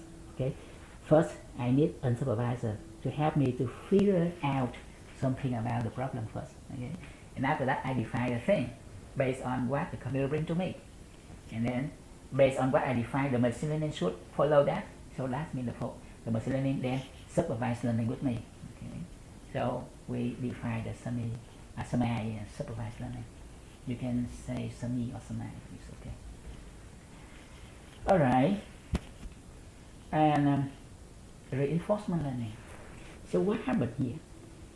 In machine learning, we usually focusing on the evaluation matrix, right? So evaluation matrix will tell us how good the model is, but it's very static, right? It's fixed. It's not flexible. In reality problem, in real world problem, we somehow see something more flexible. Okay, that's because what we expect. Right? For example, when you do a finance investment, right? Financial investment, you have many portfolio, right? Many plans. So you want to maximize the benefit. So the maximization procedure is not fixed. That depends. Today or tomorrow, maybe depend. Or you know what? Last time when we have many like rest side on the market, right? And then by the time Russia tried to invade some other country, right? So the thing all around that. So in such a case, the optimal solution should different from what we have now, right? Today, because today something turned out to be better, right? So the optimal solution should be better, should be different. So that means the solution should be more flexible, okay? And then it can depend and using some additional information like the weather or the external environment information. Traditional machine learning method not doing that, so we need somehow different with more information. Okay, so learning but adding more information, so that kind of reinforcement learning. Okay, so it works like a traditional one, but it adds more information into the production step. Okay, so when it goes to work, it uses the model, right? And like it learn, but also flexible because depending on the environment. So this more approaches to real world problem. Okay, so here is an example of using the reinforcement learning in optimal trading. Okay, optimal trading is a very hot problem these days, right? Everyone try to make it better, but no one success. No one can assure that they success. They are successful with that. Every day. Sometimes they lose, but yet they win. Okay. So that's reinforcement learning. All right. So this introduce something about the machine learning in artificial intelligence. And remember, machine learning is just a part of the artificial intelligence. In artificial intelligence, we do have many other things as well. But because for this class, I only focusing on the machine learning, because by that you can see how AI with machine learning can help business. And I just show you some problem, right? Some very popular problem like function approximation, classification, prediction. All of these problems usually used in business. And then with search problems, we may have many different methods for machine learning, right? So now we go more. So how about the data analytics, right? For business agility. So business are looking for to be more flexible, okay, to adapt new needs from customers. We use BI to do that because BI can help manager to revise the business process, right, to adjust the business activity, or to revise the business strategic plan in order to adapt with the new needs in the markets. But now, how can we? So when business do that, we say the business is agile, right? Agility or agile. So using the data analysis, how can we make it possible? So in order to do that, what the business needs. So here we can see how the business needs to do what the business needs to do in order to be agile. at least we have to be the business should be able to do business process optimization, right? Optimizing this we learned in the slide before, okay? Or the business need to be able to do some marketing research or market research, okay, or customer care research, and also need to be able to do the manufacturer and research, right, regarding the product design and delivery and so on, a lot of things, and also how to use the social media in order to improve the channels in reaching out for the customer or the market. So all of these things we learned before, right? So now I just review here. So all of these can be done with the help of data analysis, okay, or data analysis. So what happens if we have the information system already, and to support business agility, we can integrate the information system with the AI, you know, because AI can help to solve a lot of problems, like we see in the previous slide, right? So now with such problem, with the help of AI, we can have a solution for them. Wherever we do, we have a problem. Okay, so here we have some tool from AI together with the tool from technology like data, network communication, and device, and whatever here come together with AI. We can improve the business process. We can do the business optimization and also to do the business automation. Okay, so remember now in the business we have information system, but together with the AI and BI we can do like business optimization and business automation. All of such things can help business with the business agility.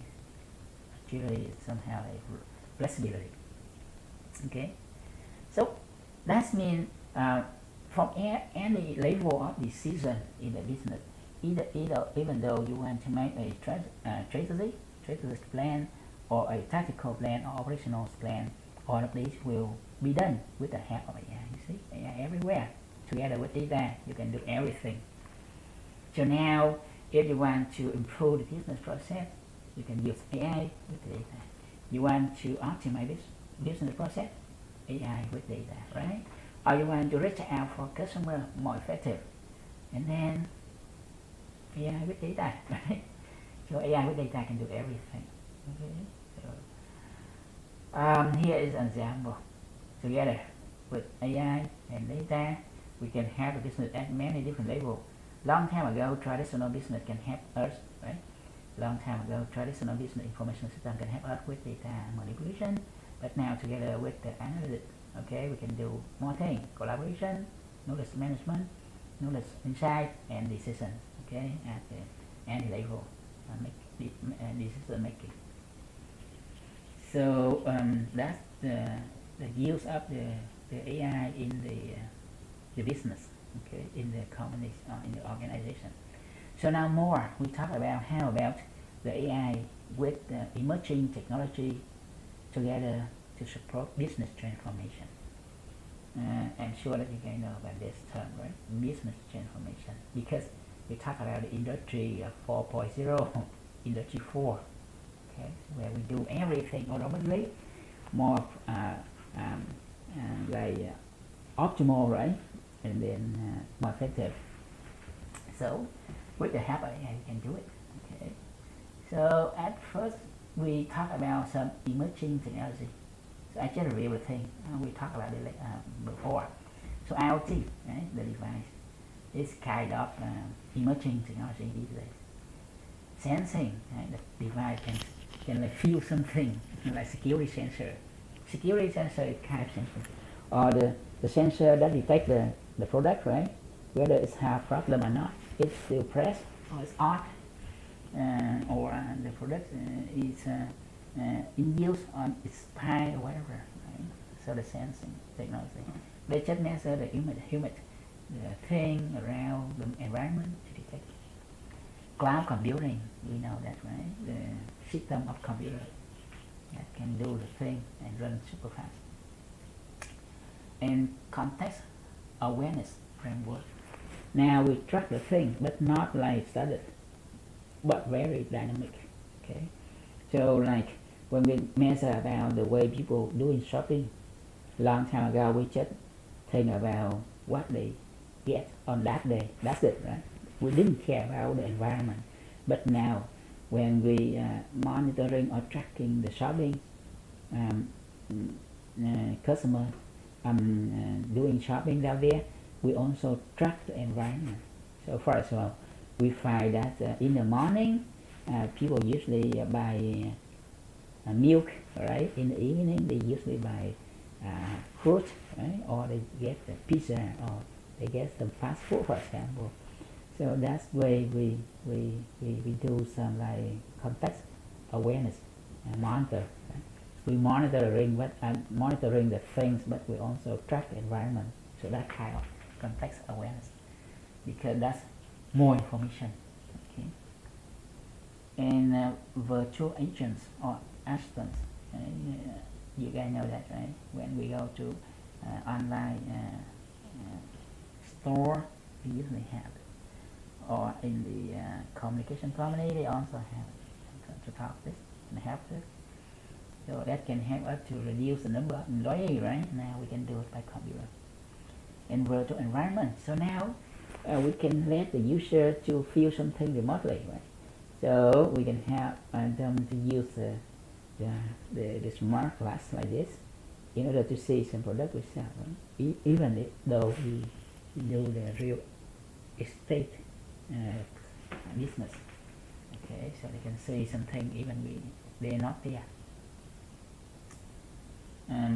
3D printing, right? So now we can make the thing faster using the 3D printing technology. Now they can print the bike, okay, from plastic. Hopefully in the future they can print the car.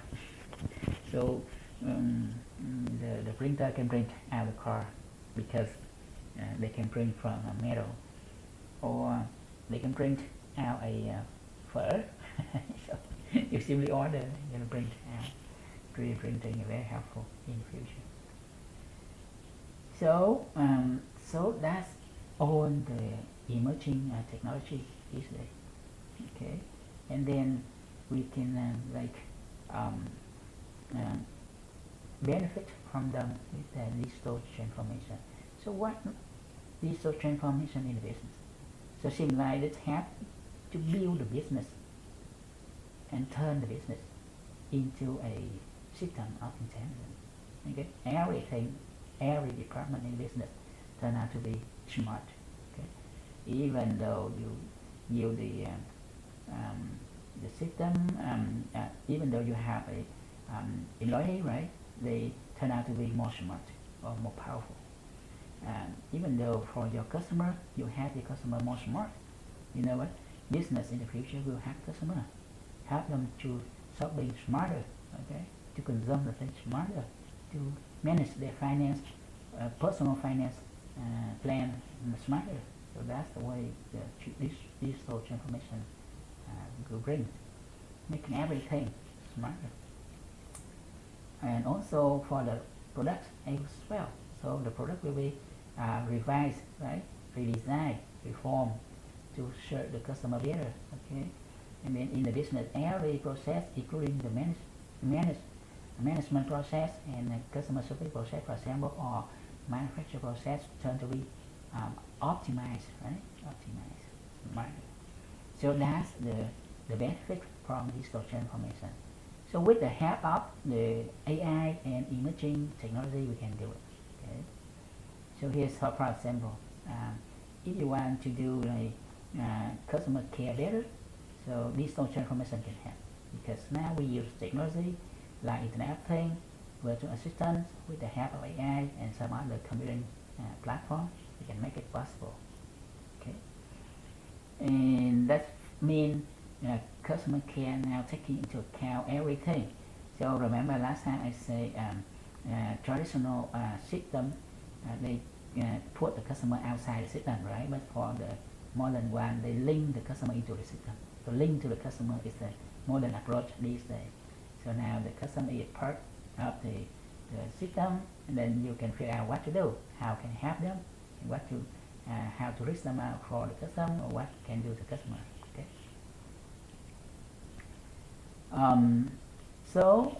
That means with the help of the AI, business can benefit from emerging technologies uh, for in order to do business digital transformation. Okay, so that will be the strength in the future now and on. And because of that, we have digital challenge. Right? So that means in the future, the job somehow change. Okay, so that means in the future they will need more business digital worker. Okay, so here we can see some trend in the labor market. Okay, that's absolutely because the business change and they do transformation, right? They change the way they do business.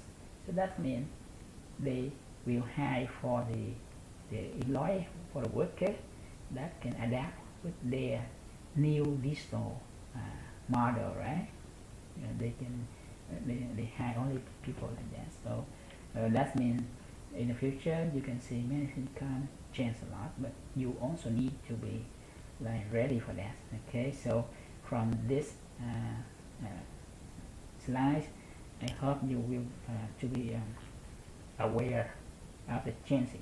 Okay, in order to get ready for that. Okay. Alright, so that's it for the this review. I will email you the slide. Okay, so after the class I will send you the slide, because after the class this meeting I will also run some report about your performance regarding the quiz so far, right? And to get together with the slide, so that you can have you can check. Okay, so that's about the additional material I review here to help you, and then I will send this slide to you so you can read it and you can check it, and sometimes it can help you with the final project, right? So in the final project, like I said, I expect that you will employ new emerging technology, okay, together with AI in business. Okay, people talking about AI a lot. Somehow they talk somehow very like differently, right? But with this class, you will have a chance to review something regarding AI and how it can help with the business, and you learn that AI still have a lot of limitation. Okay, and then in order to use the AI in the business, you have to deal with a lot of problems. Okay, and but AI together with the new technology can bring many advantages. Okay, many advantages for business in the in business optimization and automation. And because now we are in the era of the industry 4, right? So business transformation is a strength, right? A must.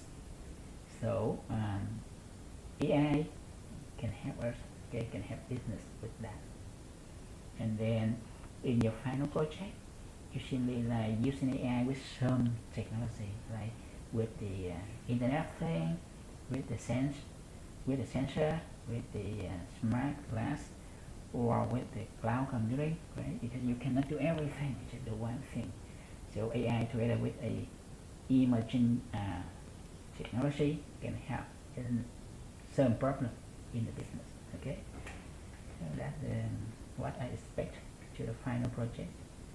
Don't you think like super hard, okay, super big, because you don't have enough time. Just select a small problem where you can apply AI and emerging technologies or new technologies, and that's it. And then you show that you can see where to apply. new technology into business. That's good, right? Because in the future, when you do your job, you graduate from school and you go down there, you work, you have more experience, right?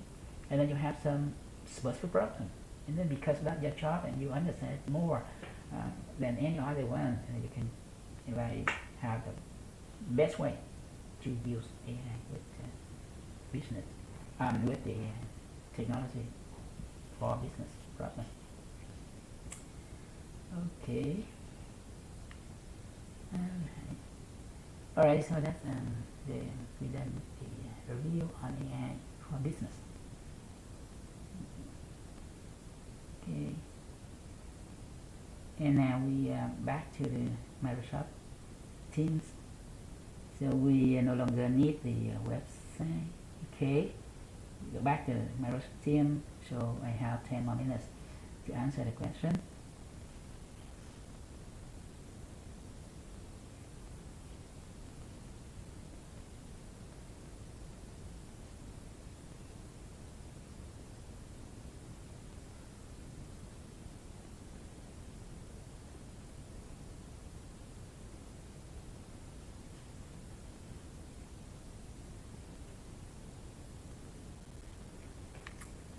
Alright, so any question?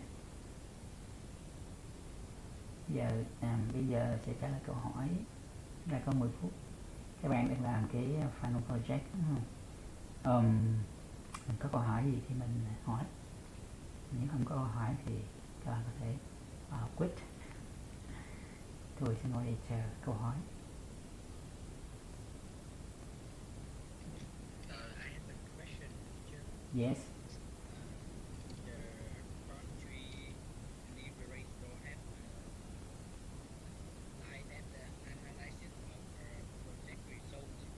Uh-huh.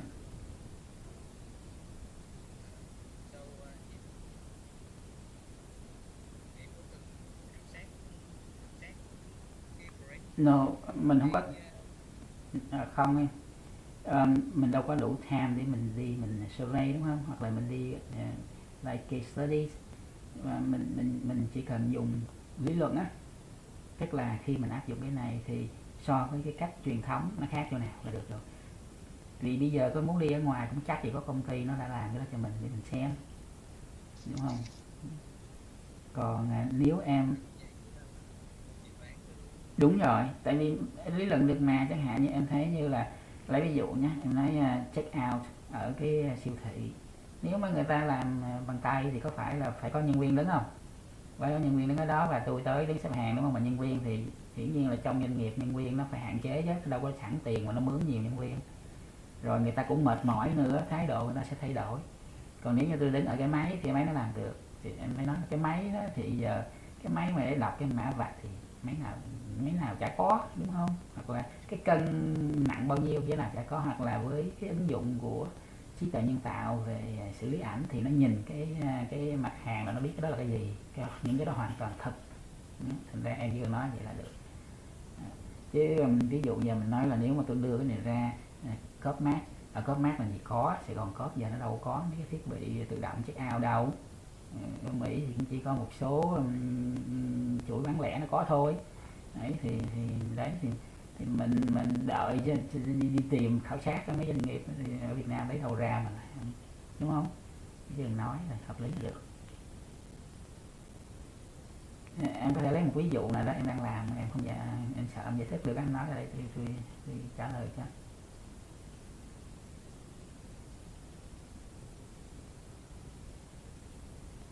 Như vậy là các bạn lưu ý ha, trong cái phần thứ tư thường trong cái nghiên cứu thì phần thứ tư tức là mình chứng minh cái giải pháp của mình là tốt hơn các giải pháp hiện tại.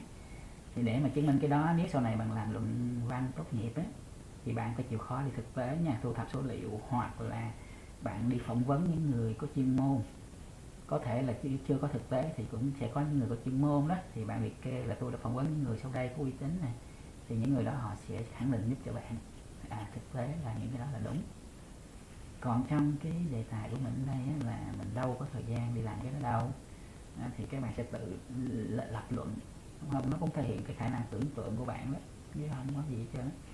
Thì nhưng mà hôm trước mình có nói là mình tưởng tượng mà có cơ sở nha, chứ mình đừng có tưởng tượng ra những cái cỗ máy mà vượt thời gian quá thì không ai biết cả, thì cũng khó. Tất nhiên cũng có thể chấp nhận được, bởi vì có những cái ý tưởng vượt thời gian nó trở thành hiện thực. Thành ra nếu mà bạn có thể lý luận chứng minh rằng những cái tưởng tượng của bạn nó hợp lý trong tương lai cũng ok rồi, đúng không? Ai mà biết được, có khi chỉ có 5 hay 5 năm nữa nó ra những cái mới mà bây giờ người ta đâu có hình dung được. Thì toàn bộ là lý luận hết, các bạn cứ biết thôi. Và cái hay là cái gì? Cái hợp lý trong lý luận, chứ không có bắt buộc bạn phải có cái thực tế chứng minh. Bởi vì ở đây mình đang làm những cái hệ thống mà ở Việt Nam không có, tôi thấy không có. Chúng ta thấy ở Việt Nam nói nhiều về gọi là gì, chuyển đổi số, đúng không? Chuyển đổi số trong doanh nghiệp, chuyển đổi số trong các cơ quan hành chính, nhưng mà tôi đâu có thấy đâu, đúng không? Bây giờ đi làm giấy tờ nội có cái căn cước công dân như kìa, mà làm hụt lên hụt xuống lộn lưng. Trong khi bạn biết mấy cái vụ mà căn cước công dân ở Mỹ không bao giờ có chuyện lộn, nhưng nó tôi thấy mười mấy năm tôi thấy lộn gì đó, chỉ làm cái được không có. Mà về Việt Nam biết làm sao á, là cứ sai này sai kia rồi tùm lum. Thành ra mình có những cái việc đơn giản còn chưa có làm ổn định, mình không có cơ hội để mình thấy những cái mới ngay bây giờ, thì mình phải tự lý luận ra. Còn ví dụ như bạn có cơ hội đi ra nước ngoài, bạn ở đâu đó phải vài tháng, ít nhất 6 tháng thì bạn mới trải nghiệm được người ta đã làm cái gì, thì lúc đó mình mới viết. Mình ở đây chúng ta cứ lý luận đúng, viết ra. Và nếu mà bạn tham khảo được những tài liệu làm cơ sở thì nó xuất sắc rồi. Nhưng mà hôm trước tôi có nói đó, nếu mà bạn mà nghĩ ra những cái mà bạn làm mà nó lệch rồi, xuất sắc hết vậy thì bạn hơn tôi rồi, bạn đi học gì nữa dạy tôi. Ra đừng có lo, chỉ cần là chỉ ra một cái giải pháp chứng minh là mình nhìn thấy câu chuyện của doanh nghiệp là được, đúng không? Tôi cần các bạn thấy doanh nghiệp, câu chuyện còn tồn đọng doanh nghiệp, và bây giờ mình phải đưa công nghệ vô cùng với AI. Nhớ, tại vì bây giờ ở Việt Nam bạn đi đâu người ta cũng nói AI với lại là new technology, internet thing rồi đó, mình cũng phải theo đuổi chứ, theo bán để mình cập nhật. Bởi vì ai biết được 2-3 năm nữa doanh nghiệp nó thực sự nó phát triển cỡ đó thì các bạn cũng phải phù hợp.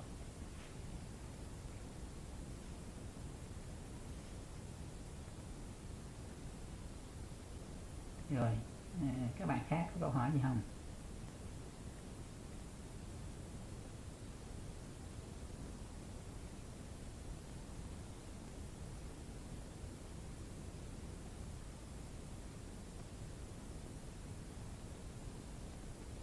Viết tiếng Anh á, thì cứ viết tiếng Anh đi ha, đừng có lo sợ ngữ pháp nhé. Đừng có lo, cứ viết như bạn nói, không có chấm ngữ pháp đâu. Bạn viết làm sao mà đọc hiểu được.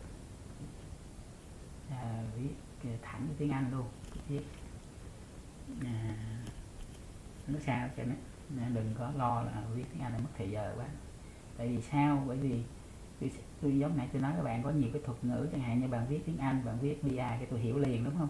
Bây giờ bạn viết tiếng Việt, bạn dịch thành cái tiếng gì đó tôi không biết, tôi còn nhức đầu hơn nữa. Rồi tốt nhất mình rút lại là mình lấy thuật ngữ tiếng Anh, còn hơn là mình viết tiếng Việt rồi mình chèn tiếng Anh, nó đọc nó còn mệt dữ nữa. Thành ra bây giờ mình viết tiếng Anh, giống như là business intention, phải đọc phải biết hiểu liền này. Chứ còn các bạn dịch nó thành thông minh, trí tuệ, doanh nghiệp thì tôi chịu, nó không phải vậy, đâu có hiểu nó vậy được, nên dùng được không? Nên cái hiểu của mình là khi mình nói chữ business intention thì hiểu nó theo kiểu vậy đó. Rồi bây giờ mà bạn diễn giải tiếng Việt không hiểu, bạn chỉ cần nói là giống nãy bạn mình nó dịch thành thông minh doanh nghiệp đi, là chất quớt, đúng không? Vì không phản ánh gì đúng cái BI hết trơn á.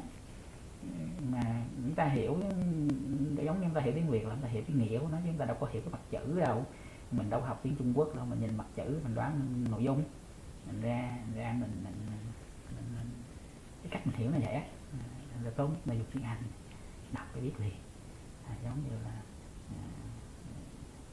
mấy cái internet thing đọc em biết liền, đúng không? Chứ còn giờ mình dịch cái tiếng Việt thành internet gì? Of things, cái việc là gì ta? Đó em có thấy là tiếng Anh mình đọc internet things mình hiểu luôn, nhưng bây giờ thì tiếng Việt đấy là lại không hiểu nhau nữa, nhất là mình cứ để nguyên tiếng Anh nên đừng có lo nha, viết bình thường. Tất nhiên bạn siêu tiếng Anh thì bạn viết hay thì quá tốt, còn không thì viết như là bạn nói, mà người ta nói cứ nói thoải mái, đừng có nghĩ ngữ pháp, bởi vì ở Mỹ tụi nó có bắt mình ngữ pháp đâu, mình nói chuyện nó mình nói sao cho nó hiểu thôi mà, tôi nói chuyện tôi nói vậy là nó cứ hiểu thôi, chả thằng nào nói ê mày nói cái này mày phải nói thì hiện tại, kia mày phải nói thì quá khứ, không nói cái đó bây giờ nó hiểu mình muốn cái gì, trao đổi với nhau để làm ra cái việc ai mà. Nên đừng có lo. Rồi bạn nói rồi bạn ở với nó thì nói biết mình quen thôi, nhưng khi mình hỏi ủa tại sao mày dùng thì này, nó nói tao cũng biết tại vì tao thấy nó vậy, đúng không? Phát âm cũng vậy, nó đâu có quy tắc gì đâu, nó nói thành nó quen. Khi mình hỏi nó từ mới nó đâu có biết, nó đâu có biết phát âm đâu, nhưng mà nó được một cái nó cái feel của nó, cái cảm ứng của nó là nó nhìn cái mặt chữ nào đó nó phát âm thì cũng hơi có thể nó trật nhưng mà ít trật hơn mình, của mình bị ở đâu mình tự phát âm mình trật hết, đúng không? Khác là gì đó chứ còn nhiều đứa tôi hỏi nó phát âm sao, nó phát âm xong tôi hỏi đứa khác trật lắm, đúng không? Dễ lắm. Nên cứ lo trời ơi tôi ở đây bao nhiêu năm phát âm trật lắm, thấy nó nói rồi mình sửa lại, sau rồi lại trật lắm, thấy nó nói mình sửa lại như vậy, viết cũng vậy á. Ở đây mình đâu có viết luận án, mình tiến sĩ rồi mình lo, viết là tiến sĩ thì giáo sư, mấy ông giáo sư cũng phải lo rồi nên mình cứ viết thường sợ. Dùng tiếng Anh cho nó thống nhất, cho nó hiểu nhau cho nó dễ, còn không cần ngữ pháp, không cần văn phạm dồi dào gì trơn, bạn cứ một từ rồi bạn dùng tới dùng lui, không cần nhiều, miễn sao đọc hiểu. Viết 5 trang thôi, không đòi hỏi viết nhiều, 5 trang, 3 tới 5 trang, không cần 5 tới 7 đâu, 5 trang là vừa, nếu có hình thì 5 trang, không có hình thì 3 trang.